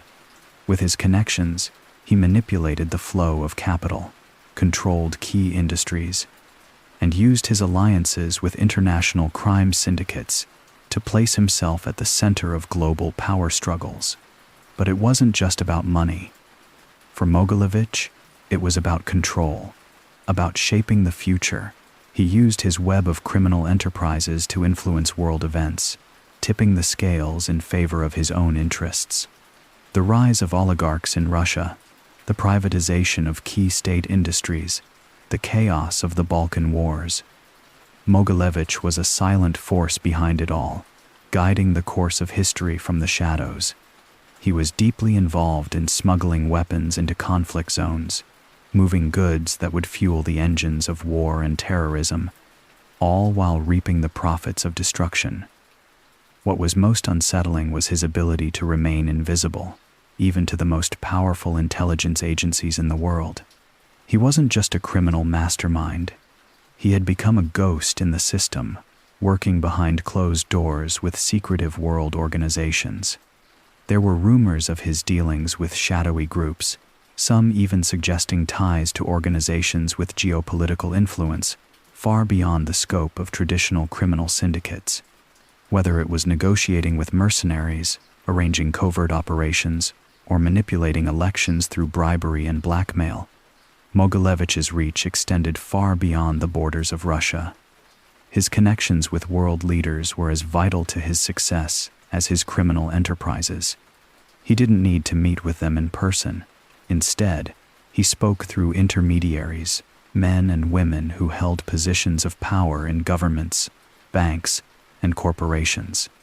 They did his bidding, moving money, influencing policy, and enabling Mogilevich to achieve his goals without ever appearing in the spotlight. Through his covert dealings, Mogilevich had become a global power broker, orchestrating events from behind the scenes, shaping a world where the line between legal and illegal had blurred into near irrelevance. Yet, despite his far-reaching influence, he remained a phantom, never fully understood, never fully caught, his empire continuing to thrive in the murky corners of global conspiracy. In the world of cybercrime, there are few names that stand out like Semion Mogilevich's. While the rest of the world was only beginning to grasp the significance of digital warfare, he had already planted himself deep within the shadows of the digital realm. Semion's involvement in hacking wasn't simply a passing interest.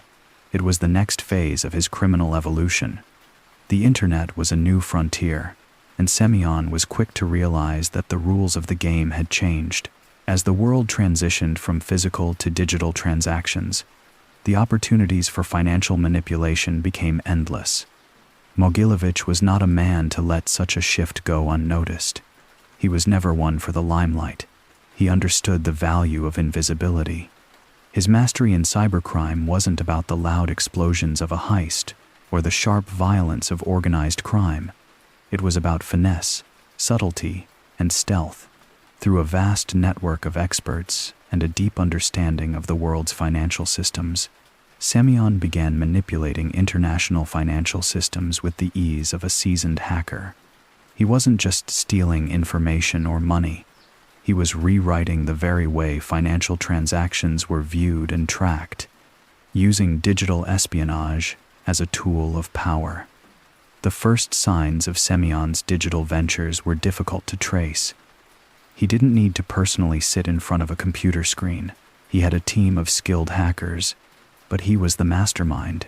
His touch was everywhere, a ghost in the machine, controlling vast networks of stolen data and false financial identities. Through these experts, Mogilevich could manipulate stock markets, redirect funds, and erase financial traces, all while staying out of the authorities' reach. The scale was staggering. Entire economies could be shifted. money siphoned in small, undetectable amounts from the richest institutions, and the world would never notice. The tools Semion used were sophisticated and dangerous. He didn't rely on just any software.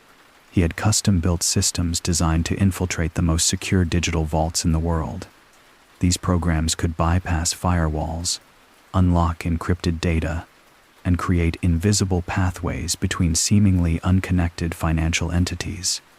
They allowed him to tap into global financial flows without leaving a trace, facilitating money laundering, fraud, and high-stakes gambling operations. Even the most advanced security measures couldn't stand up to the precision of his hacking schemes. The world of financial hacking that Semion had entered was not like the wild, unpredictable world of street-level crime. It was colder, more calculating, and infinitely more rewarding. While governments and law enforcement were still trying to catch up with digital crime, Semion had already mastered it. His influence spread like a virus through international banks and corporations, manipulating deals, sabotaging competitors, and ensuring that those who crossed him paid the ultimate price without ever knowing who they were up against. The hidden world he inhabited was a realm where data became currency, and Semion Mogilevich was its undisputed king. Moscow, the heart of Russia, was a city of contrasts, where power was measured not by titles or authority, but by influence, an influence that Semion Mogilevich controlled with an iron grip. Beneath the glimmering lights of the Kremlin and the modern facades of towering skyscrapers, a quiet war raged, fought with money, fear, and the unseen forces that twisted the capital's very foundations. And at the center of it all was Mogilevich, a shadow ruler whose influence stretched into every corner of the city, unnoticed by most, yet all-powerful. Semion's stranglehold on Moscow wasn't built in a day. It was the result of years of meticulous planning, manipulation, and an ever-growing network of contacts, both legitimate and criminal. His empire expanded like a spider's web, its threads running through every bank, every major business, every politician's office, and every street corner where money changed hands. It was a city that owed its functioning to his whims. He controlled the flow of cash and information, dictating who prospered and who was left in the dust. Through bribery, intimidation, and an acute understanding of human nature, Mogilevich made sure that no one stood in his way. Police, politicians, and businessmen were all under his thumb, their loyalty secured not through affection, but through fear of what would happen if they dared to cross him.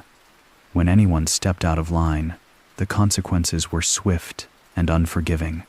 The whispers of people who disappeared, never to be seen again, served as constant reminders to those who might question his power. No one was beyond his reach. Everyone had a price, and Semion was the one who set it. But it wasn't just fear that kept Moscow under control. It was also the flow of money, which he had perfected to an art form. As the capital of Russia, Moscow was a bustling hub for business, politics, and culture. But it was also rife with opportunities for those with the right connections to exploit, and Semion knew every opportunity.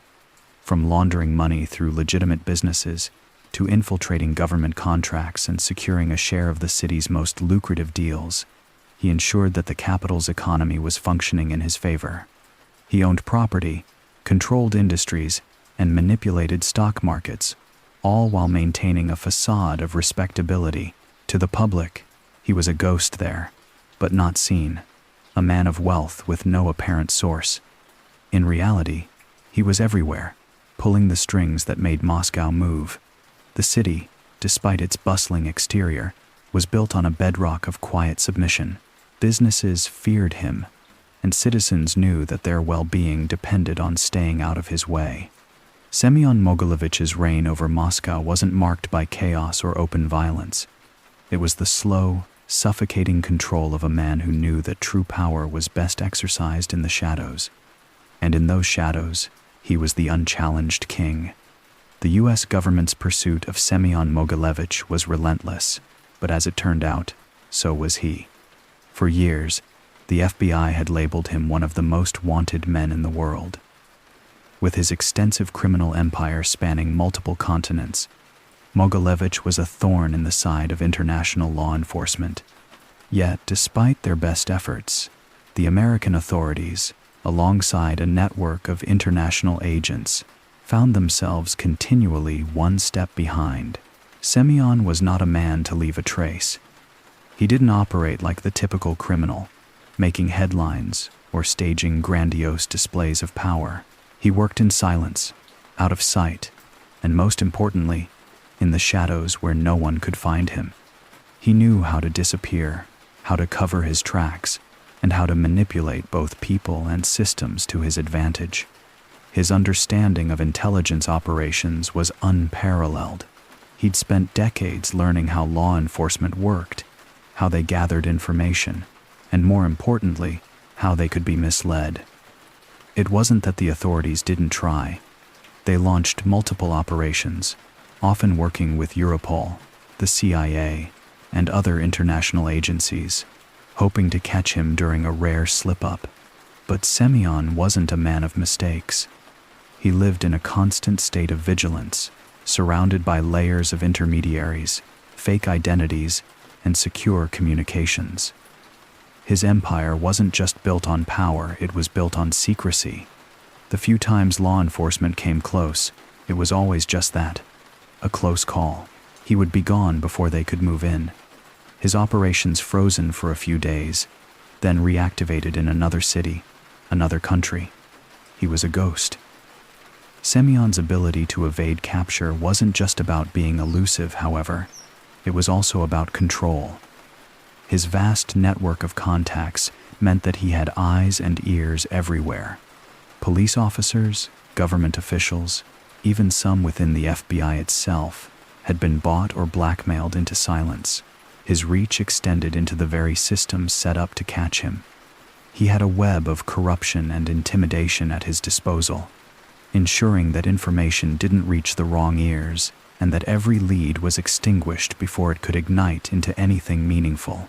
On the rare occasion when Semion did make an appearance in public, it was always calculated. He moved in ways that didn't attract attention, blending into crowds or disappearing into places where few dared to look. His movements were carefully planned, often using decoys or traveling under multiple aliases. The US government and the FBI understood this, but understanding it didn't make him any easier to catch. He wasn't just elusive, he was a master at the game of evasion. Years passed, and Mogilevich's name remained in the news, but more as a mystery than a man. His ability to stay hidden became a legend in law enforcement circles, a symbol of the frustrations that came with facing an enemy who didn't just hide from justice, but practically outran it. Semion Mogilevich's brilliance was not limited to his vast criminal empire. It extended deeply into the realms of hacking, both physical and digital, where he became an unseen architect of chaos. While most saw him as a shadowy figure controlling illicit trade or managing a web of corrupt alliances, few understood the extent to which he manipulated both the virtual and real world for his benefit. In the early days, Semion had always been a step ahead of everyone around him, but in the digital age, he adapted swiftly, using his intellect and influence to create systems that could conceal his empire from the prying eyes of authorities. He understood the power of information, and more importantly, the power of hiding it. While others were still stuck in traditional methods of money laundering or using old-school methods of bribery and blackmail, Semion looked to technology. He mastered hacking techniques, not just in the sense of breaking into systems, but in the creation of tools that could disguise financial transactions and assets, making them nearly impossible to trace. Digital encryption was his greatest weapon. He didn't just use existing systems, he built his own. Complex algorithms, private encryption protocols, and digital vaults hidden in plain sight were the foundation of his operation.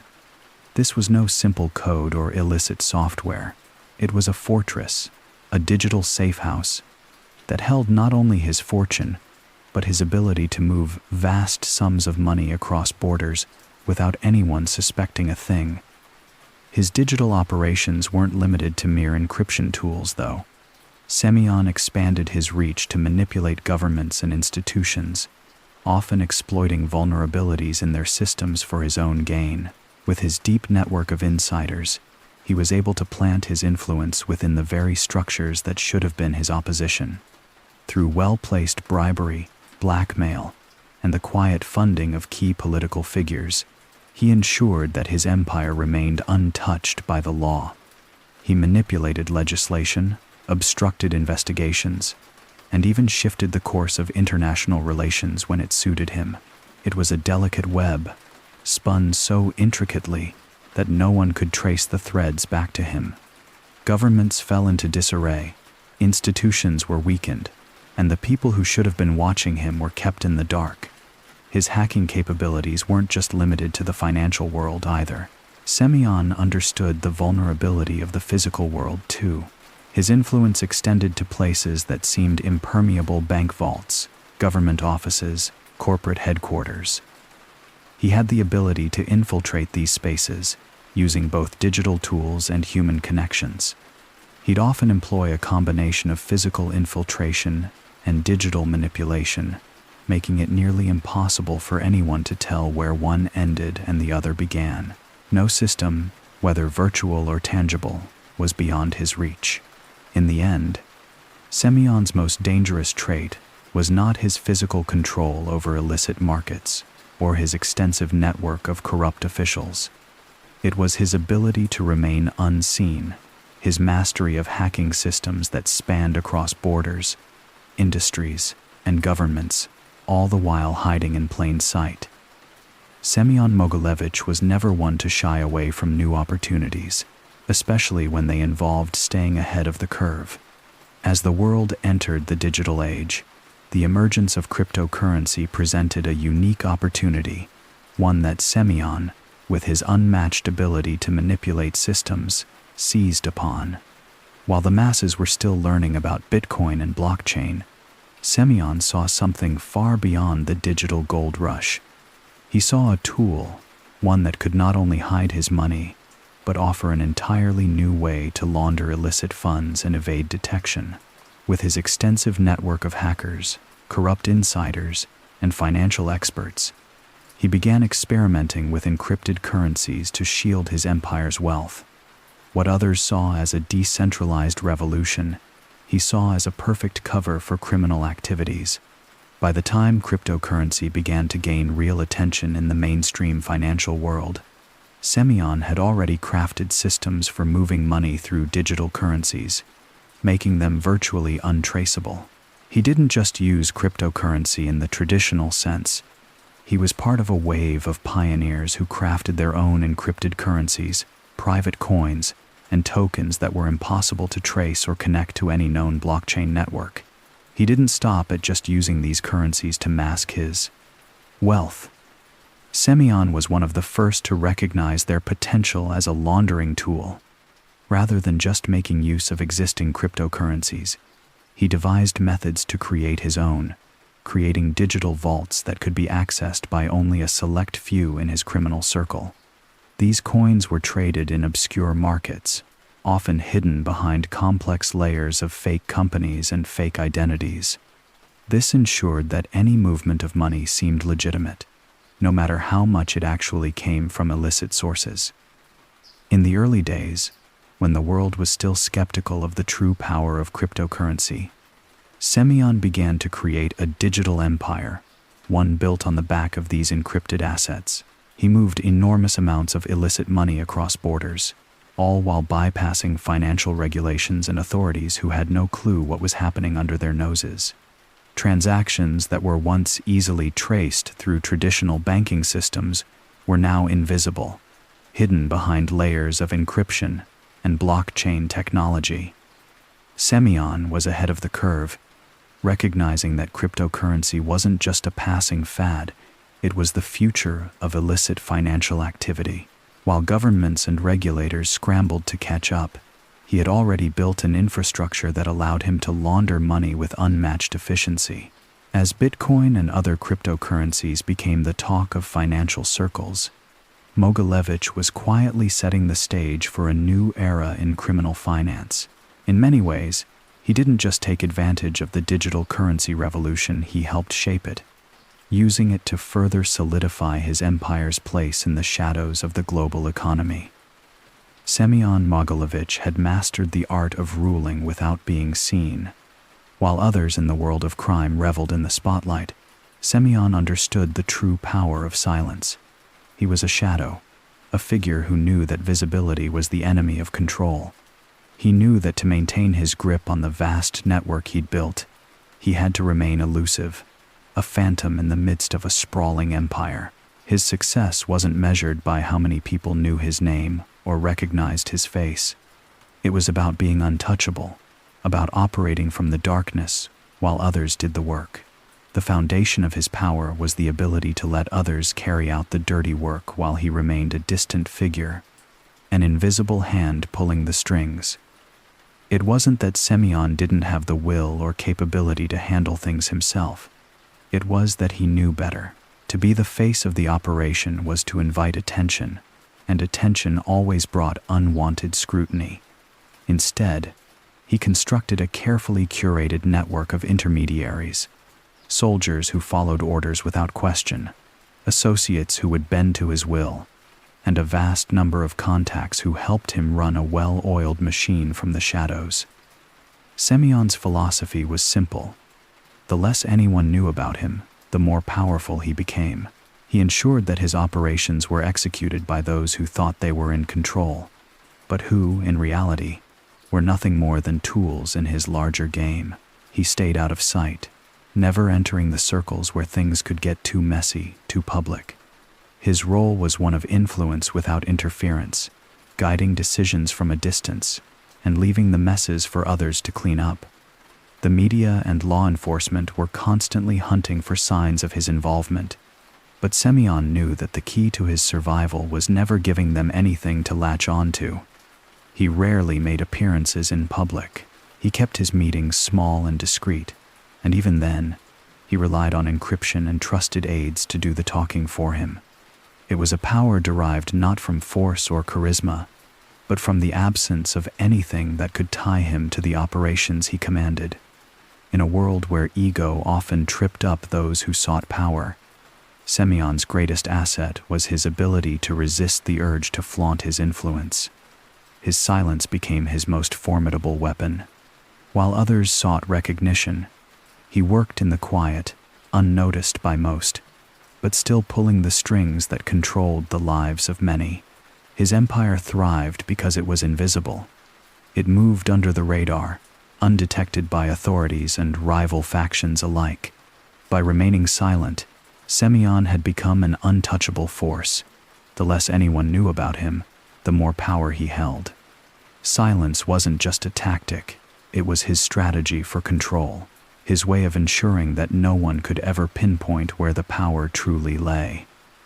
The turning point in Semion Mogilevich's criminal empire came quietly, a subtle shift in the tides that, for a while, he didn't notice, but it was there, lurking, inching ever closer, until one day he felt the weight of it pressing down on him. It wasn't a single moment or a dramatic event. It was a slow erosion of certainty, the first cracks in the impenetrable facade that he had worked so hard to construct. The feeling that something wasn't right started to haunt him in the dead of night when he was alone, when the noise of his empire faded into the distance. He'd built an empire so vast that it seemed invincible, but even the most calculated of men sometimes misjudged the fragility of power. It started with whispers, rumors circulating in the shadows, of informants in his ranks, of leaks that could undo everything. The quiet murmurs from his underlings, once filled with loyalty and respect, were now tinged with suspicion. He noticed the change in their eyes, the way they hesitated when speaking to him, the way their loyalty seemed to falter. These were the first signs that cracks were beginning to form, not in the empire itself, but in its foundation his network of power. The authorities, who had long given up on catching him, had begun to stir. For years, they had chased his shadow, tried to infiltrate his world, but he had always been one step ahead. But now, something was different. He could feel it. Interceptions of his encrypted communications became more frequent. He'd heard rumors of crackdowns, of international agencies joining forces, of a global effort being mobilized to take him down. The men who once swore by his protection were now suddenly acting out of character, as if they knew the walls were closing in. Mogilevich had always been careful, meticulous, but even he couldn't ignore the growing pressure. The risk of exposure was no longer a distant threat, but something that had found its way into his immediate surroundings. He started pulling back, retreating into safer zones, tightening his grip over his remaining loyalists. But the longer he watched, the clearer it became that this was not just another rival vying for power. This was different. His enemies, some of whom had been in his corner for years, were starting to distance themselves. It was as if they had already picked a side, one that didn't include him. He began to suspect a coordinated effort, a real threat, not from the streets, but from the very people who had helped him build his empire. The idea of betrayal gnawed at him, more than any law enforcement agency ever could. His world, once filled with unshakable certainty, was now shaking, and Mogilevich, a man who had always been in control, had no choice but to acknowledge that the unthinkable might be upon him. The collapse of his criminal empire, the first inkling of panic, so foreign to him, began to creep in as the shadows closed tighter. The noose around Semion Mogilevich's neck tightened slowly but relentlessly until it was all but impossible to ignore. For years, he had evaded the clutches of law enforcement, an untouchable ghost in a world filled with pursuit and danger. But now, the steady march of time had finally caught up with him. Intelligence agencies from across the world, once resigned to chasing the rumors of his empire, had begun to cooperate in ways that seemed almost too coordinated to be coincidental. Their networks were finally starting to connect the dots, and the information they gathered began to create an intricate map of Mogilevich's operations, a map that was now too detailed to be ignored.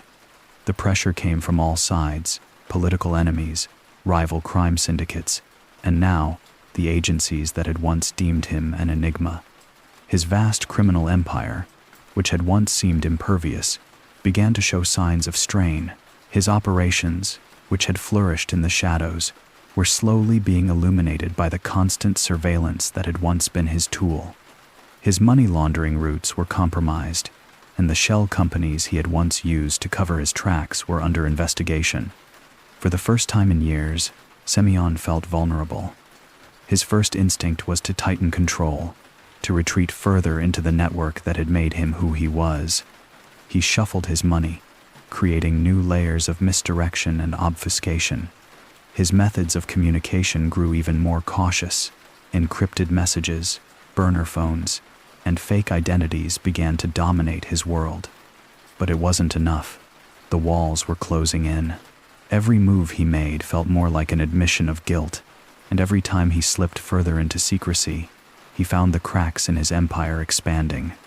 The loyalty of his men, once rock solid, was now questionable, and there were whispers of betrayal in every corner. Even the highest levels of his network were not immune to the growing fear that his reign was nearing its end. Mogilevich tried to regroup, to rebuild what was slipping away from him. He called in favors, shifted alliances, and offered rewards for loyalty. Yet, for all his manipulation, something had changed. His fear, once an invisible force that had kept the world at bay, now seemed to work against him. He had spent years avoiding capture by trusting in the power of silence, of subtlety. But that very strategy was starting to betray him. Too many eyes were on him now, and his empire was not built for this kind of attack: relentless, coordinated, and patient. Semion's empire, once a finely tuned machine, was unraveling thread by thread. The tightening noose wasn't just a metaphor anymore. It was real. His grip on the world he had created was slipping, and for the first time he wasn't sure if he could stop it. The collapse of Semion Mogilevich's empire was not a single catastrophic event, but a series of calculated moves, each one pushing him closer to the abyss. As the tightening noose around his criminal empire expanded, the world that once bowed to his influence began to fracture. It wasn't just the local players or the rival factions trying to erode his power. It was the international forces, the governments, and the agencies that had long been shadows in his world. They were no longer whispers or distant threats. They were forces in motion, coordinating their efforts to dismantle his empire, piece by piece. The dismantling began slowly at first.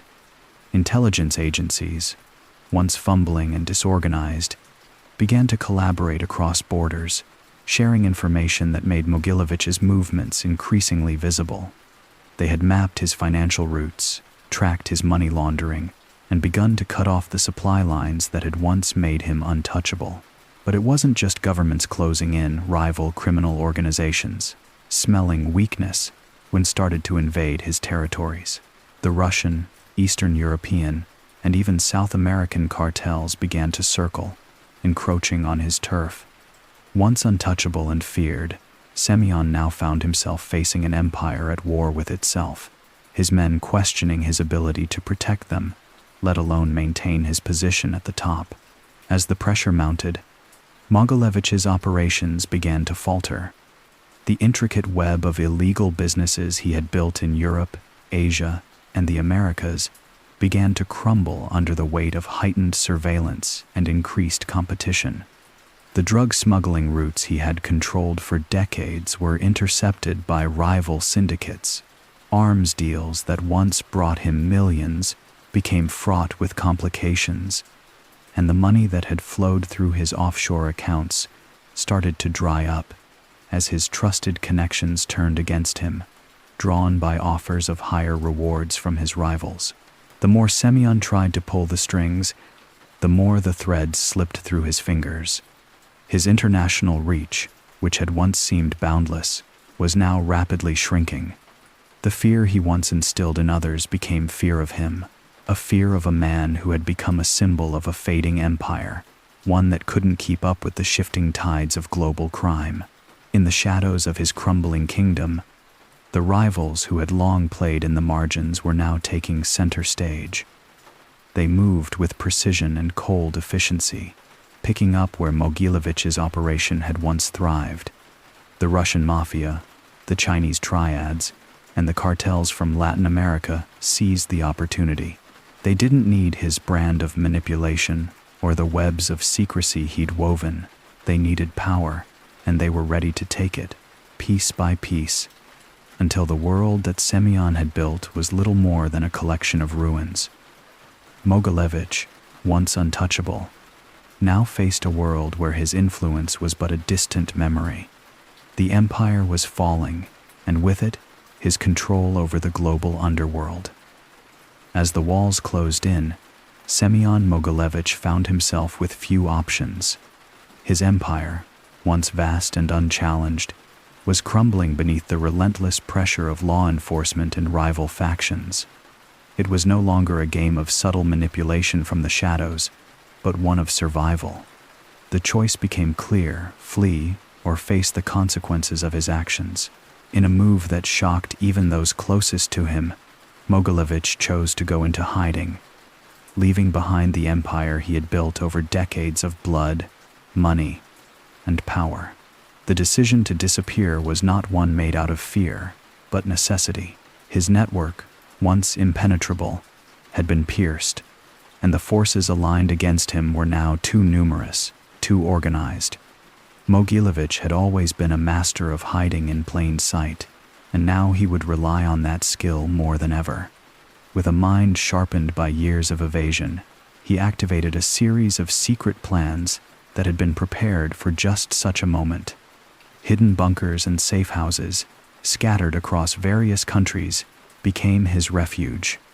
Each one was meticulously stocked, designed to withstand long periods of isolation. There was no luxury now, no private jets or extravagant villas, only the bare necessities to survive, and a sense of constant vigilance. Mogilevich spent his days in near-total isolation, shrouded in the quiet hum of surveillance systems and encrypted communications. The outside world, once a stage upon which he moved with confidence, was now an unpredictable danger, and so he remained silent, calculating his next move from the shadows. Safe houses were scattered across Europe, each chosen for its remoteness, its ability to blend in with everyday life. Semion, ever the paranoid strategist, rotated between them, never staying in one place for too long. The digital trails he had once carefully crafted to hide his financial transactions were now being used to cover his movements. Even the trusted men he had once relied on were now a liability, their loyalty tested and uncertain. He had no choice but to sever ties with all but the most indispensable individuals.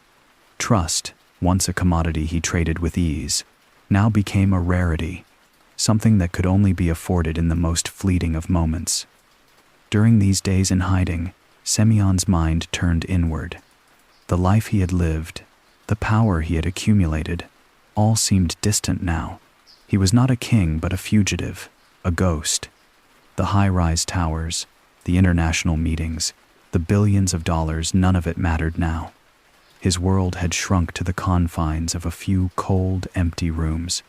As the days stretched into weeks and then months, Mogilevich waited, hoping the heat would die down, hoping his rivals would lose interest, hoping that eventually the vast network of authorities hunting him would lose track. But deep down, he knew this was only temporary. Eventually, someone would come looking, and when they did, he would be ready, or at least, he hoped he would be. In the depths of his hiding, Semion Mogilevich turned to the very tools that had once served as a lifeline to his empire, the digital world. What once had been used to conceal his illicit financial dealings was now his most trusted ally in staying off the radar. The digital age, once a mere tool for convenience, had transformed into a fortress, a sanctuary where Mogilevich could remain invisible to the ever-watchful eyes of law enforcement. His digital operations were nothing short of genius. With a combination of encrypted networks, false identities, and a web of interconnected systems, Semion built an intricate fortress that shielded him from detection. The same dark web that once facilitated his criminal enterprises became the very thing that kept him safe. From underground chat rooms to encrypted servers, he had built a digital labyrinth, each turn designed to lead authorities astray. He created a network of aliases, a tangled mess of identities that made tracking him impossible. Every communication, every transaction, every movement was carefully masked, shrouded in layers of encryption, so sophisticated that even the most advanced intelligence agencies struggled to make sense of it. His allies, once his trusted operatives, were now limited to the digital realm. They no longer met in shadowy back alleys or behind closed doors. Instead, they communicated through encrypted channels, their conversations encoded in a language that was as foreign to outsiders as it was essential to their survival. Mogilevich used the digital fortress not only for protection, but to keep his empire running. His business dealings, while fewer in number now, still required attention. Money still moved, and the shadow of his influence still hung over many industries. Even in hiding, Semion had to maintain control, had to ensure that his wealth and power remained intact. Transactions were handled with precision, always from a distance, always through a proxy. He understood that the digital world, for all its risks, was still a realm where he could operate undetected, where his hands could remain clean, and his reach undisturbed. Encryption was his most powerful weapon, but it also served as a reminder of how far removed he had become from the physical world. Gone were the days of lavish meetings, of face-to-face confrontations and deals struck with a handshake. Now, the only connections he had were virtual, masked behind a curtain of code and encryption. Each message, each transfer, each transaction was an extension of the man he had become. Elusive, untouchable, but forever in the shadows. The digital fortress wasn't just a means of protection. It was a reflection of who he had become. A man who once commanded armies now fought his battles from behind a screen, relying on technology to safeguard everything he had built. The digital world was his new kingdom, one where silence and invisibility reigned supreme.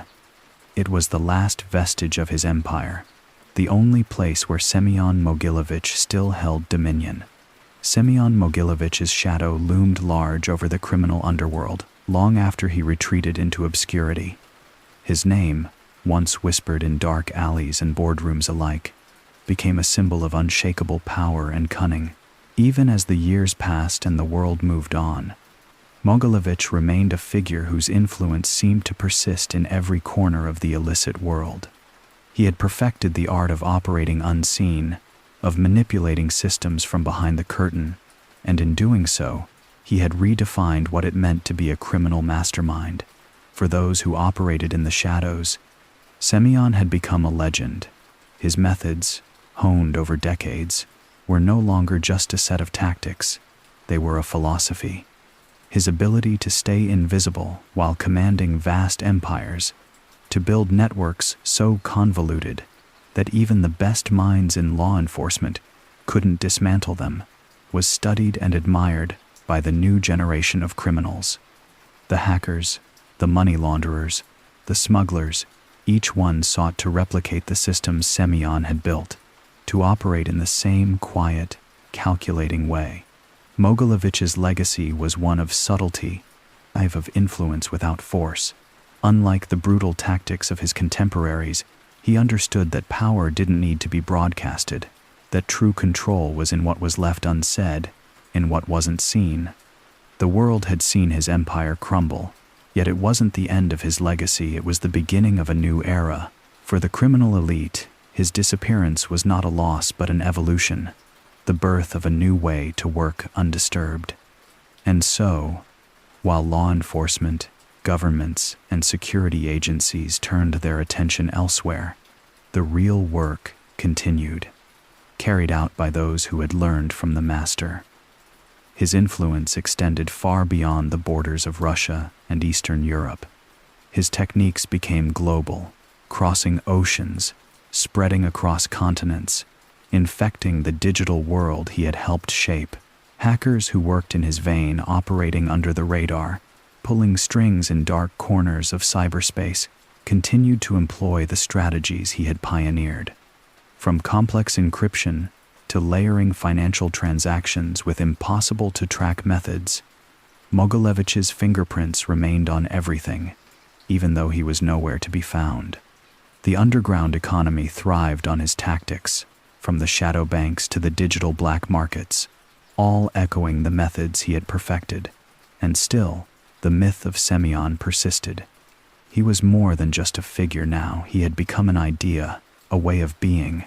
To those who followed in his footsteps, he was both a guide and a warning. His story was the blueprint for those who wanted to operate unseen, to stay just out of reach while controlling everything. The hacker, the criminal, the kingpin who never needed to show his face, he had become a shadow that would never quite disappear, lingering in the digital air, in the backroom deals, in every whispered conversation where power was being quietly consolidated. Even today, in the silence of encrypted communications, his legacy remains. The moment Semion Mogilevich realized the betrayal was a sharp, icy slap to the face, something he had long feared but never fully allowed himself to believe. The alliance that had once been a tight-knit force, unbreakable in its unity, was starting to show signs of fracture. The culprit was someone close to him, a trusted ally who had risen through the ranks, gaining Semion's respect and admiration. This individual had been a loyal confidant, someone who had been with him through the thick of his empire's rise, someone Semion had believed was above reproach. But in the murky world of organized crime, loyalty is as fragile as a shadow. At first, the signs were subtle. Small discrepancies, whispered rumors that Semion tried to dismiss as the usual undercurrents of power. But as time wore on, those whispers grew louder. Semion, ever meticulous, began to connect the dots. The shipments that had once been on time started arriving late. Key figures who had once been firmly in place started slipping away. And most troubling of all, certain financial transactions no longer made sense. Someone had been playing both sides. Someone had been feeding information to the authorities, perhaps even worse, to rival gangs that were keen to topple the empire he had spent years building. The betrayal wasn't just an attack on his business. It was an assault on the very foundation of his existence. The empire that Semion had so carefully crafted began to fracture. His operations, once smooth and efficient, now had cracks unseen to the public, but deep and dangerous. He realized with cold clarity that the man he had trusted had been siphoning money, leading others against him, and leaving a trail of destruction in his wake. His network, one that had spanned continents, suddenly felt like it was built on sand. The betrayals kept coming, one after the other, each more damaging than the last. A sense of paranoia crept into Semion's psyche, gnawing at him like a persistent, invisible presence. He began to question everyone around him. Every handshake, every phone call, every interaction was suspect. His once calm and calculating mind now felt like it was overwhelmed by a sea of uncertainty. The trusted lieutenants, the men who had once made him feel invincible, now seemed like potential enemies. His instinct for control, honed over years, began to betray him. He found himself making rash decisions, acting on gut instinct rather than the cool logic that had built his empire. The world that had once seemed so secure began to crumble before his eyes. Semion knew that the game had changed. He wasn't just fighting for money, power, or influence anymore. He was fighting to preserve what little trust remained in a world that had turned against him. Each day, the noose seemed to tighten as his enemies, both old and new, circled closer. And worse still, the walls of his empire were built on shifting sand. He had never allowed himself to believe it could happen, but now it was undeniable. Betrayal had taken root, and it was spreading fast. The final deal was never going to be simple. Semion knew that. After years of manipulating governments, bending laws to his will, and building an empire of shadows, the weight of his accumulated transgressions was starting to pull him down. The walls were closing in from all directions. Rival criminals, law enforcement, and even former allies turned enemies were all circling. It had come to this, a choice between certain destruction or a calculated risk to secure his freedom. Semion had always known when to strike and when to lay low, and now, it seemed, he was being forced to strike in the most dangerous of ways. His hands trembled ever so slightly as he picked up the phone. The quiet hum of the line was the only sound in the small room. Every decision now mattered. He had spent years building an underground empire with one principle in mind: control. But control had slipped through his fingers like sand. Now, to preserve his life, he had to rely on a different kind of influence, one that would come with a heavy price. Negotiations had begun in secret, carried out through layers of intermediaries. The authorities had their eye on him, but the truth was, they didn't have much concrete evidence. Semion had spent decades building his empire with the utmost caution, using encrypted messages, shell companies, and false identities to cover his tracks. But the truth of his operations was too vast, too interwoven with global criminal networks for anyone to fully grasp in a single raid or investigation. Yet, the pressure was undeniable. The whispers of his downfall grew louder, and he knew that time was running out. The deal was risky. The authorities knew they had a golden opportunity to bring him down for good. But Semion offered them something in return: information. Detailed intel on global criminal networks, on people who had far more power than he did now. It was a bait that could lure them in, but also leave them vulnerable to their own miscalculations. It was a dangerous game of leverage, one that only someone like Semion could truly navigate. He wasn't just negotiating for his own life anymore, he was negotiating for his empire's survival. As the details unfolded, the tension in the air grew unbearable. Semion had always prided himself on staying out of the spotlight, working behind the scenes, and orchestrating moves with precision. But now, he stood on the precipice. The final moments of his freedom hung by a thread, and with every word spoken in those secret meetings, he was gambling his entire future. His allies, still loyal, worked to secure his escape routes and hidden assets, but there was a creeping feeling, like a whisper at the back of his mind, that the authorities were getting closer, and his time was running out. The deal would either secure his freedom or seal his fate. The clock was ticking, and Semion's empire was crumbling beneath him. Semion had never been one to forget, and as the betrayals piled up, the weight of the wounds inflicted upon him became unbearable. In the darkest corners of his empire, where digital espionage and criminal operations flowed seamlessly, a plan began to take shape. Those who had once been his closest allies, trusted lieutenants, business partners, even family had shown their true colors. Their ambition, their greed, had led them to cross him, and now they would pay the price. With the cold calculation that had served him so well for decades, Semion turned to the tools he knew best: technology, influence, and fear. The digital realm had been his playground for so long, and now it would be the weapon he used to exact his revenge. Through a network of encrypted channels, he set in motion a series of cyber attacks, each one tailored to strike at the heart of those who had wronged him. Their personal data, their financial accounts, and even their hidden identities were exposed to the very people they had tried to protect themselves from. Every lie, every betrayal, was unraveled with a keystroke. The dark web, his domain for so long, became a hive of activity. Semion knew how to manipulate it, how to make it work in his favor. With the help of trusted hackers and cybercriminals from around the world, he launched digital assaults that left former allies scrambling to cover their tracks. Their businesses crumbled, their lives exposed, and their names became synonymous with betrayal. The walls they had built to shield themselves were torn down by an unseen force, an invisible hacker with a thirst for retribution. But it wasn't just financial ruin Semion sought. It was destruction, the kind that left his enemies broken, questioning their every move.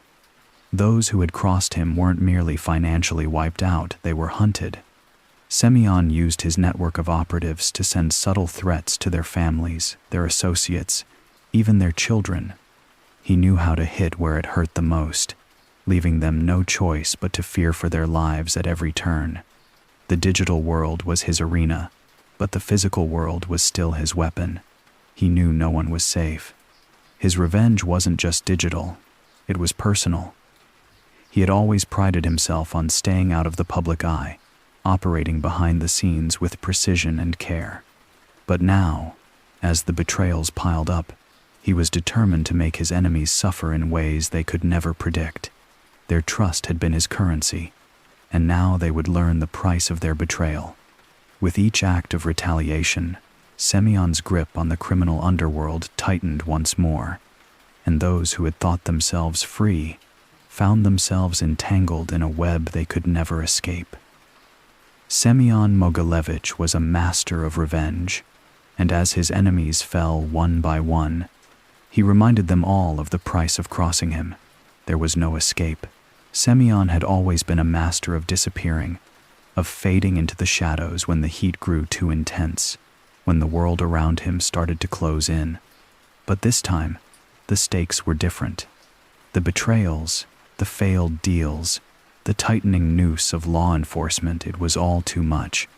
His empire was crumbling, and the moment had arrived for his final act, vanishing without a trace. It wasn't a rash decision, it was calculated, the result of decades of mastering the art of control. For years, he had woven a complex web of false identities, encrypted channels, and hidden safe houses. He had kept the world guessing about his whereabouts, manipulating the flow of information and maintaining an image of invulnerability. Now, he would use those very tools to disappear. In the dead of night, with nothing but a few trusted allies left in his circle, Semion made his move. His personal connections were severed, his digital footprint erased. A series of shell companies and off-the-grid operations were dismantled. The world would soon believe he was dead, and that belief was precisely what he wanted. Using a network of obscure routes and fake documents, Semion traveled across borders, staying only a few steps ahead of those who sought him. It was a ghost's journey, a dance between safety and danger, but no one was closer to him than himself. The idea of escape was familiar, but now it had a sense of finality. His empire, built on secrecy and deception, had become a burden he could no longer carry. He disappeared without fanfare, without a grand exit. There were no headlines, no dramatic standoffs. One day, he was simply gone. His last known locations became whispers, and his name, once synonymous with power, faded from public discourse like the last echo of a distant storm. The only evidence left behind were the questions. The authorities, the rivals, even the people who had once served him, would search for him, but they would never find him.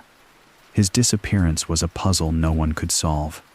Was he hiding somewhere in the shadows of the world, watching as his empire unraveled? Had he crafted a final escape route that no one could trace? Or had he done what many believed was impossible and truly vanished from the face of the earth? The questions would remain unanswered, lingering in the minds of those who sought to understand the man who had once controlled so much. As the years passed, the story of Semion Mogilevich morphed into something more than a criminal's tale. It became a legend, a myth of a man who had disappeared into the unknown, leaving behind nothing but the imprint of his ruthless ambition and the fear he had instilled in those around him. In the end, Semion's greatest trick wasn't the wealth he amassed or the empire he built, it was his vanishing act. A final performance, played out in silence, with no audience to applaud and no one left to tell the tale. Semion Mogilevich's disappearance, as carefully executed as his rise to power, did not mark the end of his story. It marked the beginning of something much more dangerous. In the years that followed, his absence only fueled the flames of his legend. Stories about his empire, his ruthless methods, and his elusive nature spread like wildfire.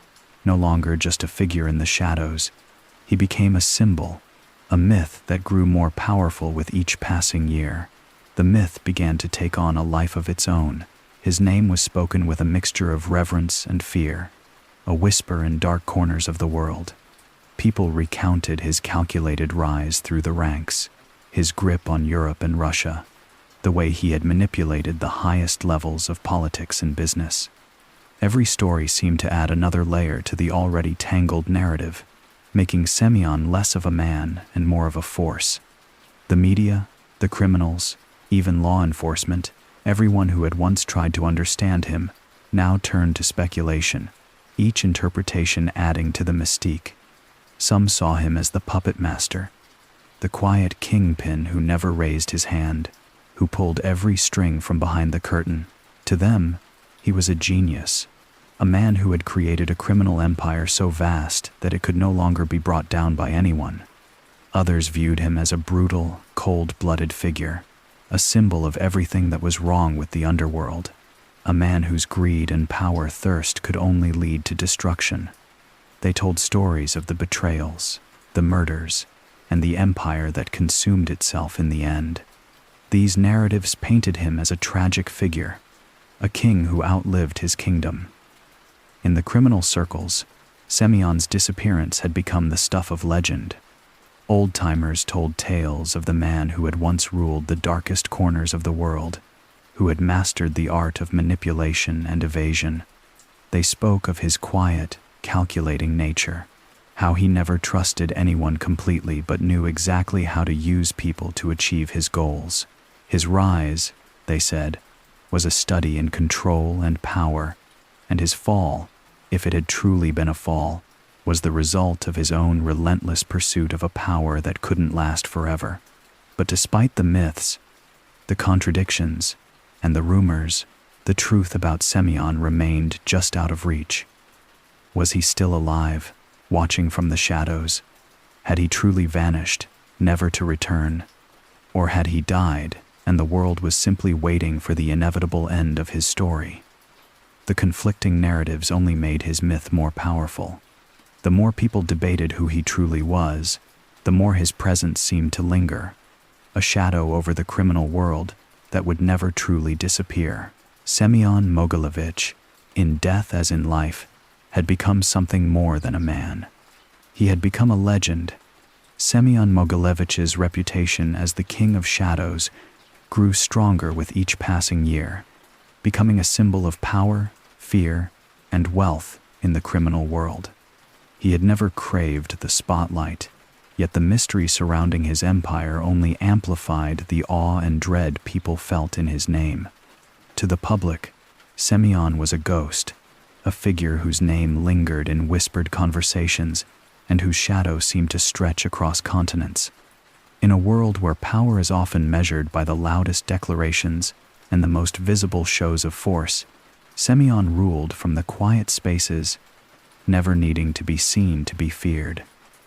The criminal underworld saw him as an untouchable force, a man whose ability to control the flow of money and influence was unparalleled. He had mastered the art of remaining unseen, operating behind a veil that few could pierce. Semion's power didn't come from flashy displays of violence or overt threats. It came from his subtlety, his ability to manipulate the levers of control from a distance, and his meticulous ability to remain hidden from those who sought to bring him down. It was this elusive nature that earned him the title King of Shadows, a title that transcended the man himself and became a legacy of fear and fascination. The fascination with Semion's empire remained persistent. His criminal network, vast and far-reaching, had always seemed impossible to dismantle. Even after his disappearance, his methods, tactics, and the sheer scale of his operations intrigued those who studied the criminal world. Analysts and law enforcement continued to unravel the extent of his influence, yet each new revelation only seemed to deepen the mystery. Semion's empire had been built on a foundation of silence and subtlety, which made it difficult for anyone to fully understand how it had operated. The more his empire was examined, the more it seemed like an enigma, an empire without a center, without a visible head, a machine that functioned seamlessly without ever needing to make a sound. His wealth, often estimated in the billions, became a myth in itself. Rumors circulated about hidden fortunes tucked away in vaults, offshore accounts that no one had traced, and assets in industries around the world. The sheer scale of what Semion had built was both intimidating and captivating. His influence had bled into politics, business, and global finance, leaving behind a trail of corruption, fear, and untraceable wealth. In his wake, there was only the legend, an empire of shadows that no one could conquer. Even now, those who come across the story of Semion Mogilevich cannot help but feel the pull of his legacy. Some fear that he still holds the keys to a system too vast to dismantle. Others are fascinated by the complexities of his criminal genius. The King of Shadows had faded from the public eye, but in the dark corners of the world, his legend only continues to grow. And that, in itself, is a testament to the enduring power of his silence. Even as the years passed and the world changed, Semion Mogilevich's influence never truly disappeared.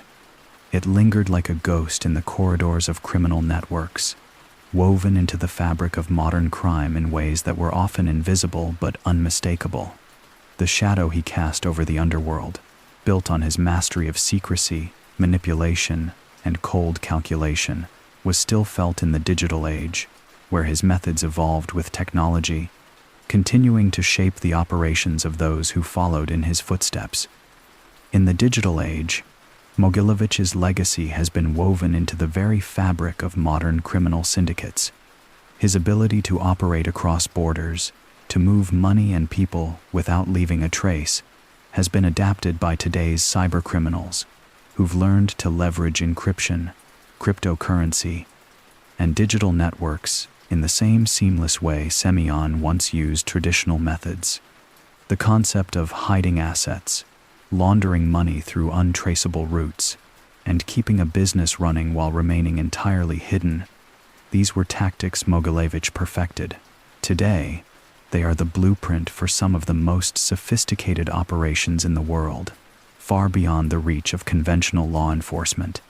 The myth of Mogilevich, the man who could disappear without a trace, has only grown stronger. His story is woven into the narratives of aspiring criminals who study his rise to power and his ability to elude capture. His unassuming presence, his ability to manipulate others without ever being seen, has become an ideal for many. They speak of him as a figure who cracked the system, a criminal who knew how to play the game better than anyone else. His ability to influence not only crime but politics, business, and entire economies has made him an enduring figure in the lore of modern crime syndicates. Yet, even as the myth continues to grow, his influence is felt in the quiet corners of the criminal world, in the way modern organizations operate without flash, without unnecessary violence, and without being seen. Semion taught them that power is not in brute force, but in control of information, of systems, of money. And for the new generation of criminals, that has become the standard. His tactics are still relevant, still used by those who have built on his foundations and pushed them further into the digital age. The real ghost of Semion Mogilevich is not in the silence of his disappearance, but in the continued echo of his methods. He is gone, but the empire he created continues to operate, morphing and adapting, ensuring that his presence is still felt in ways few can see. Even in death, Semion's fingerprints are all over the world of organized crime, shaping the way it functions and how it will continue to evolve. The ghost of Semion Mogilevich may no longer walk the earth, but his shadow will remain forever in the underworld. Semion Mogilevich's legacy stretches far beyond the boundaries of traditional organized crime. He wasn't just a criminal mastermind, he was a visionary who understood that the key to power wasn't just wealth, but control over the systems that governed it. In the world of global finance, Mogilevich's influence reshaped the way illicit money was moved, laundered, and hidden. Through his operations, he didn't simply bend the rules. He redefined them, creating a new blueprint for financial crime that would echo for decades. His brilliance lay not just in his ability to make money, but in his ability to make it disappear.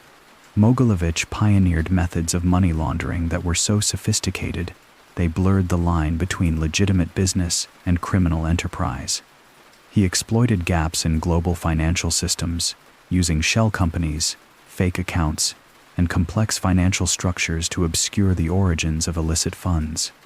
Where others saw obstacles, Semion saw opportunities. He understood that the financial world ran on trust, and that by exploiting the trust built into systems like banks, insurance, and real estate, he could create an empire that appeared as legitimate as it was vast. But it wasn't just the physical world that Semion conquered. He was one of the first to realize that the digital age presented a new frontier for criminal operations. As the internet and digital currencies began to take shape, Mogilevich adapted his empire to the evolving landscape. He used his understanding of hacking, encryption, and digital finance to further shield his operations from law enforcement. Digital systems, once seen as a way to centralize financial transactions, became his new playground. The dark web, cryptocurrency, and anonymous transactions became tools to shield his wealth and hide his influence from authorities. In many ways, Semion's operations were a precursor to the cybercrime landscape we see today, where the anonymity provided by digital technology is used to carry out global crimes with unprecedented reach and precision. Mogilevich didn't just shape traditional money laundering. He was a trailblazer for a new generation of financial criminals who learned from his blueprint. His ability to move vast amounts of money through obscure channels using a network of contacts across borders laid the foundation for the multi-billion-dollar cybercriminal empires that thrive today. The tactics he refined, such as layered financial structures and the manipulation of digital assets, are now commonplace among today's cybercriminal syndicates. It's no exaggeration to say that without Semion Mogilevich, the modern world of financial crime might look very different. Even now, as law enforcement agencies continue their relentless pursuit of cybercrime, Semion's legacy remains. His ability to stay ahead of the authorities, to constantly evolve with the times, set a precedent that continues to challenge the way crime and finance are intertwined. In the world of hacking, money laundering, and financial manipulation, the Mogilevich model is still an indelible part of the criminal playbook, a testament to a man who understood the power of money, systems, and silence. The last days of Semion Mogilevich remain shrouded in mystery, a final chapter that even those closest to him could never fully understand. The man who had evaded capture for decades, slipping between countries and systems like a ghost, seemed to vanish without a trace. No dramatic shootout, no last stand, just the silence that had defined his life. While rumors swirled, official records were maddeningly vague, adding layers to the myth that Mogilevich had carefully crafted around himself. Some accounts suggest that he died in a quiet, nondescript apartment somewhere far from the chaos of his empire. Others say that he lived in hiding until his last breath, a man too paranoid to trust anyone, not even his most loyal men. There were whispers that he had been living under a false identity, surrounded by a handful of old allies, keeping to the shadows as he always had. But no one could say for certain. Even in death, Semion left nothing but questions behind. The mystery of his disappearance only deepened in the years that followed. Many speculated that he had been betrayed by someone within his own circle. The ultimate irony for a man who had spent his life manipulating others.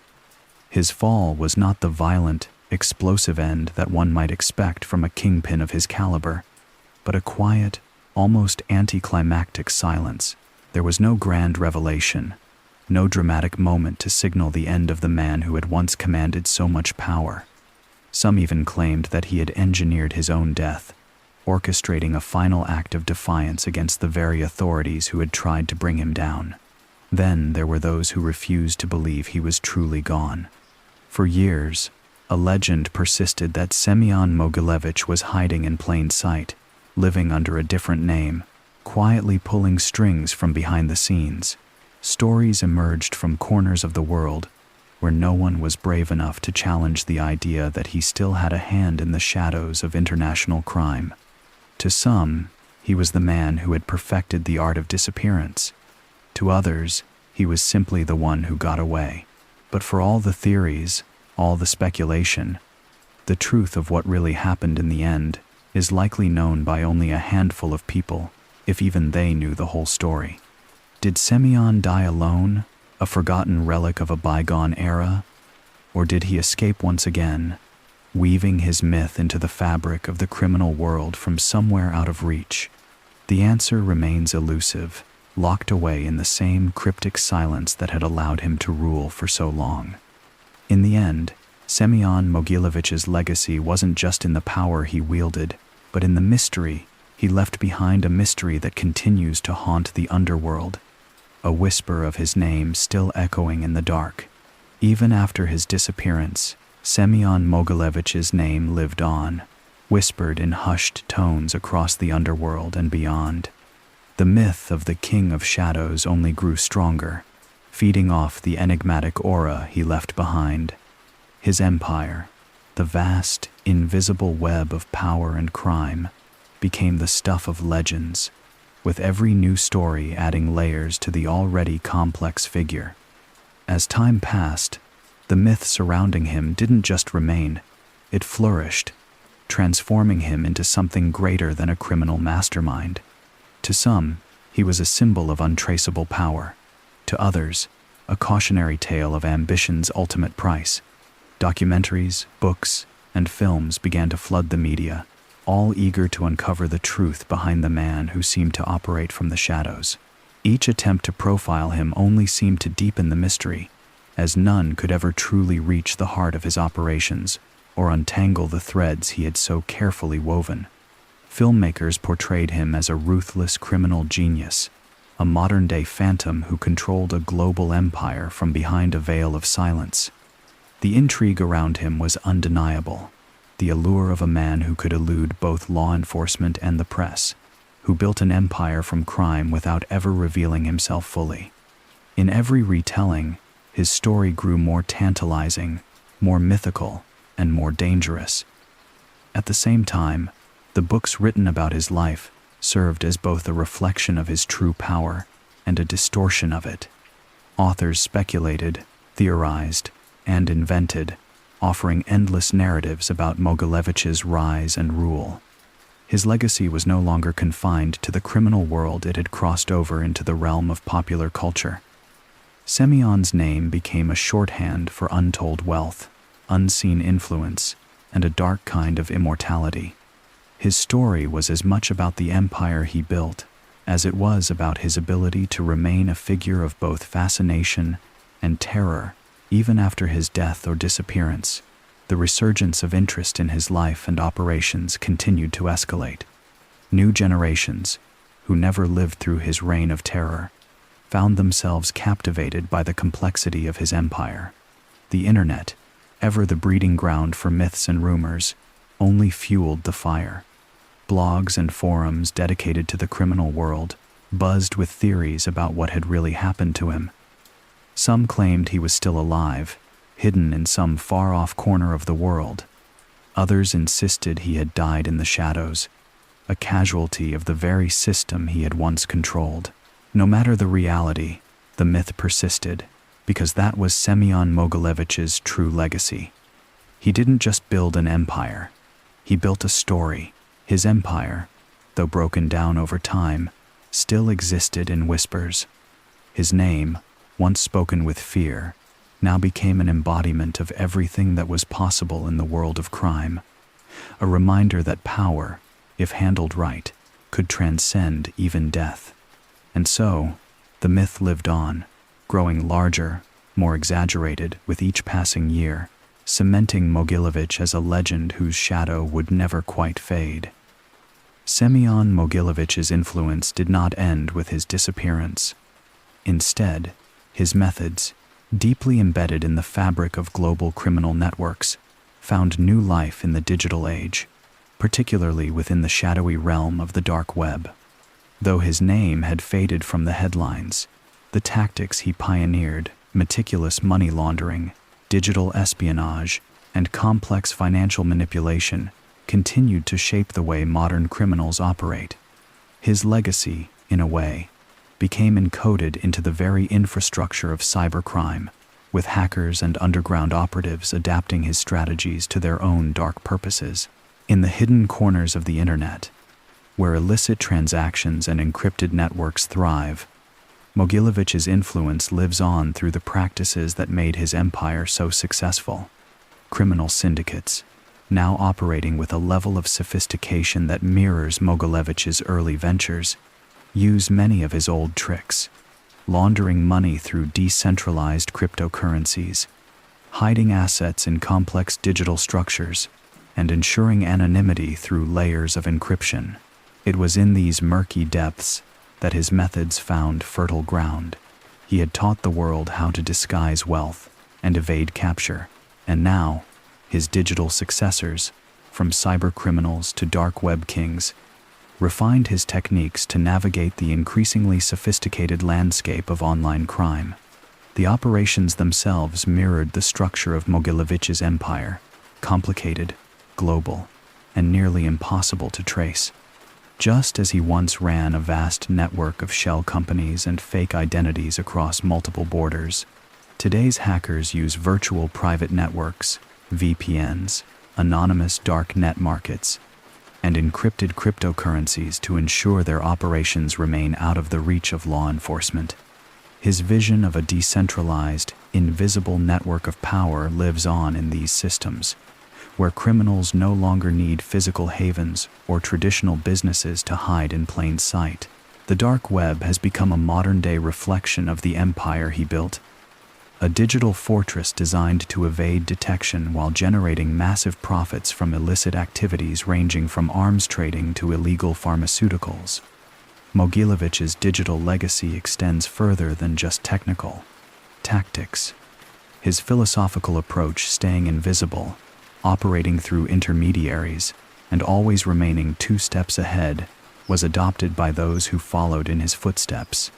Hackers and digital criminals, aware of his methods, have woven them into their own operations, making sure to avoid the same mistakes that led to Mogilevich's eventual downfall. His ability to operate in the shadows, without ever physically showing himself, set the blueprint for the new breed of criminal masterminds who thrive in today's digital era. While Semion Mogilevich may have vanished from the physical world, his methods, his mind, and his empire live on through the digital underworld. His legacy, now etched into the dark corners of the internet, continues to shape how cybercriminals think, act, and profit. For those who came after him, Mogilevich is more than a name. He is a symbol of power, invisibility, and the enduring potential of the criminal mind in the digital age. Semion Mogilevich built an empire that spanned continents, a network of wealth, power, and influence that few could ever dream of matching. But as with all empires, there came a price. The cost was not only measured in money or lost time, but in the relationships he sacrificed, the people he betrayed, and the constant, suffocating pressure that accompanied his reign. His life was marked by a relentless pursuit of control, but in the end, that very pursuit became his undoing. The relationships Mogilevich forged were often transactional, built on loyalty only as long as it served his interests. Friends, allies, and family were all expendable pieces on a chessboard he manipulated with precision. Every alliance, every bond, had an expiration date. Those who served him were often discarded once they became liabilities, and those who dared to betray him met swift, unforgiving retribution.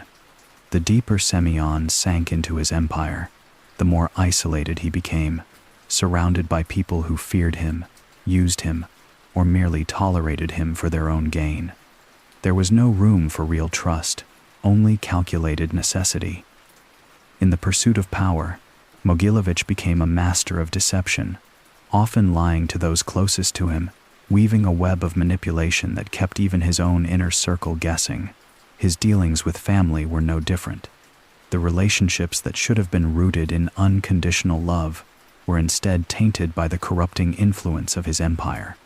His children, who should have looked to him for guidance and affection, grew up in the shadow of a man who saw them not as his legacy but as extensions of his wealth and power.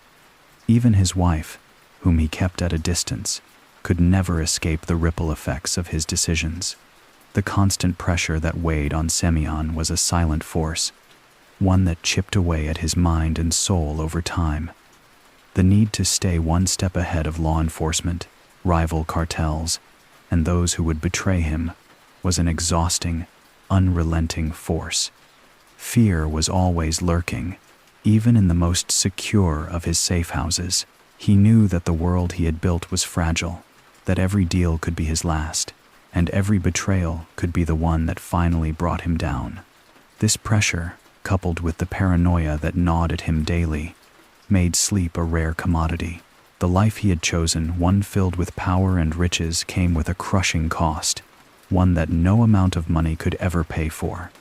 In the end, Semion Mogilevich's empire crumbled not because of the authorities or rival gangs, but because of the very foundation it was built on. The relationships he had destroyed, the people he had betrayed, and the isolation he had embraced were all part of the price he paid for the fleeting throne he sat upon. His empire, as vast as it was, ultimately left him alone in the end, a king without a kingdom, surrounded only by the ghosts of his past decisions. The true cost of his power was his humanity, and in the end, it was a cost too great to bear. The remnants of Semion Mogilevich's empire were never truly gone, no matter how much time passed or how many people believed his reign had ended. His network, built on the foundation of manipulation, secrecy, and digital mastery, continued to function, albeit in the shadows. Even as law enforcement agencies around the world searched relentlessly, the true power behind his empire remained elusive, hidden beneath layers of encrypted accounts, ghost companies, and secure channels that only a few trusted lieutenants knew how to navigate. The system he built was no fragile house of cards. It was a complex, layered structure that could withstand the collapse of its figurehead. Mogilevich's last great move was not a brazen assault on power or an attempt at escaping his fate. It was a quiet, deliberate withdrawal. He had always understood that the true power of his empire lay in invisibility. With every digital channel, encrypted document, and shell company he had constructed, Semion had built a fortress that extended beyond the physical. The final piece of his financial puzzle, an intricate network of offshore accounts and hidden digital currencies, was as untouchable as his shadowy presence had always been. It was his masterstroke, and even after his disappearance, it allowed his influence to endure. A small cadre of loyalists, many of whom had once worked as intermediaries in his sprawling criminal enterprise, continued to manage his assets. They operated in silence, using the same methods Semion had perfected over the years: false identities, backdoor dealings, and layers of digital encryption to hide their tracks. These men were well aware of the risks, but they had always known that the rewards for loyalty were substantial. The very notion of Mogilevich's empire, though fractured, had embedded itself into the underground, a hidden powerhouse that couldn't be toppled by conventional means. As law enforcement pieced together the puzzle, they began to uncover Mogilevich's final plan. His wealth and influence were carefully concealed in a series of digital vaults that spanned continents. Even after his disappearance, his empire had continued to operate, shifting its focus from physical crimes to digital ones. Crypto assets, once seen as an emerging novelty, became the perfect tool for laundering money and continuing his illicit transactions without detection. The true extent of his operations was staggering. Mogilevich had been far ahead of his time, using emerging technology to make his wealth untraceable, and to this day, his digital fortress remained one of the most intricate networks in the world. But, as the pieces of his empire were slowly exposed, it became clear that his legacy wasn't just one of wealth or power. It was a system, a complex web of digital and physical control that had lasted far beyond his own reign. Even in his absence, the infrastructure he laid out continued to thrive. While the man himself had disappeared, the empire he created was far from over. The myth of Semion Mogilevich, the money hacker, lived on in every encrypted transaction, every silent deal made in the dark corners of the internet. His final move wasn't one of escape. It was a retreat into the hidden layers of the digital world, where his influence would continue to grow, unseen and untouchable, for as long as it was allowed. Semion Mogilevich, the money hacker, was never one to leave a clear trail behind. His rise to power, built on a foundation of secrecy, ruthlessness, and calculated moves, had been as enigmatic as his disappearance. For years, law enforcement and rival criminals alike sought to unravel the true extent of his empire. But Semion had always stayed one step ahead, a phantom in the digital and physical worlds. His final sleep, the end of his story, remains as elusive as the man himself. As his criminal empire fell apart, the truth about Mogilevich seemed to slip further away. Some say he died in exile, living out his last days in the same shadowy corners where he had built his fortune. Others believe that he staged his own death, disappearing into the fog of myth to evade capture once and for all. No definitive answers exist, only whispers, theories, and the cold reality that Semion Mogilevich, for all his wealth and influence, may have lived his last days as quietly as he had lived his entire life. What is certain, though, is the legacy he left behind. Semion's empire, though fractured, still casts a long shadow over the criminal world. His tactics, his ability to blend the digital with the physical, his unparalleled use of encryption and cyber manipulation remain deeply embedded in the fabric of modern crime. His name may be spoken in hushed tones, but his influence can be seen in the way criminals today operate through sophisticated money laundering schemes, hacking, and the use of cryptocurrency as a vehicle for illegal transactions. The digital empire he laid out, like an invisible network, continues to serve as a blueprint for those who wish to follow in his footsteps. For all the questions surrounding his fate, one thing is clear: the world he built and the system he crafted has endured beyond his own existence. The money hacker, as he came to be known, transcended the boundaries of time, geography, and even law enforcement. His empire never truly died, merely adapted, evolving with the times in ways that even the most advanced systems of law enforcement struggle to comprehend. In the dark web, his methods are still applied with precision by hackers and criminals who worship the art of subterfuge and invisibility that Semion perfected. So, in the end, Mogilevich may have found his final sleep, but the questions remain: did he truly vanish, or did he simply recede into the shadows where his influence continues to echo? His legacy, a complex web of wealth, power, and digital manipulation, is a reminder of the price of ambition. The shadows of his empire stretch far and wide, forever a part of the criminal world's evolving landscape, a legacy that is both a cautionary tale and a blueprint for those who would come after him.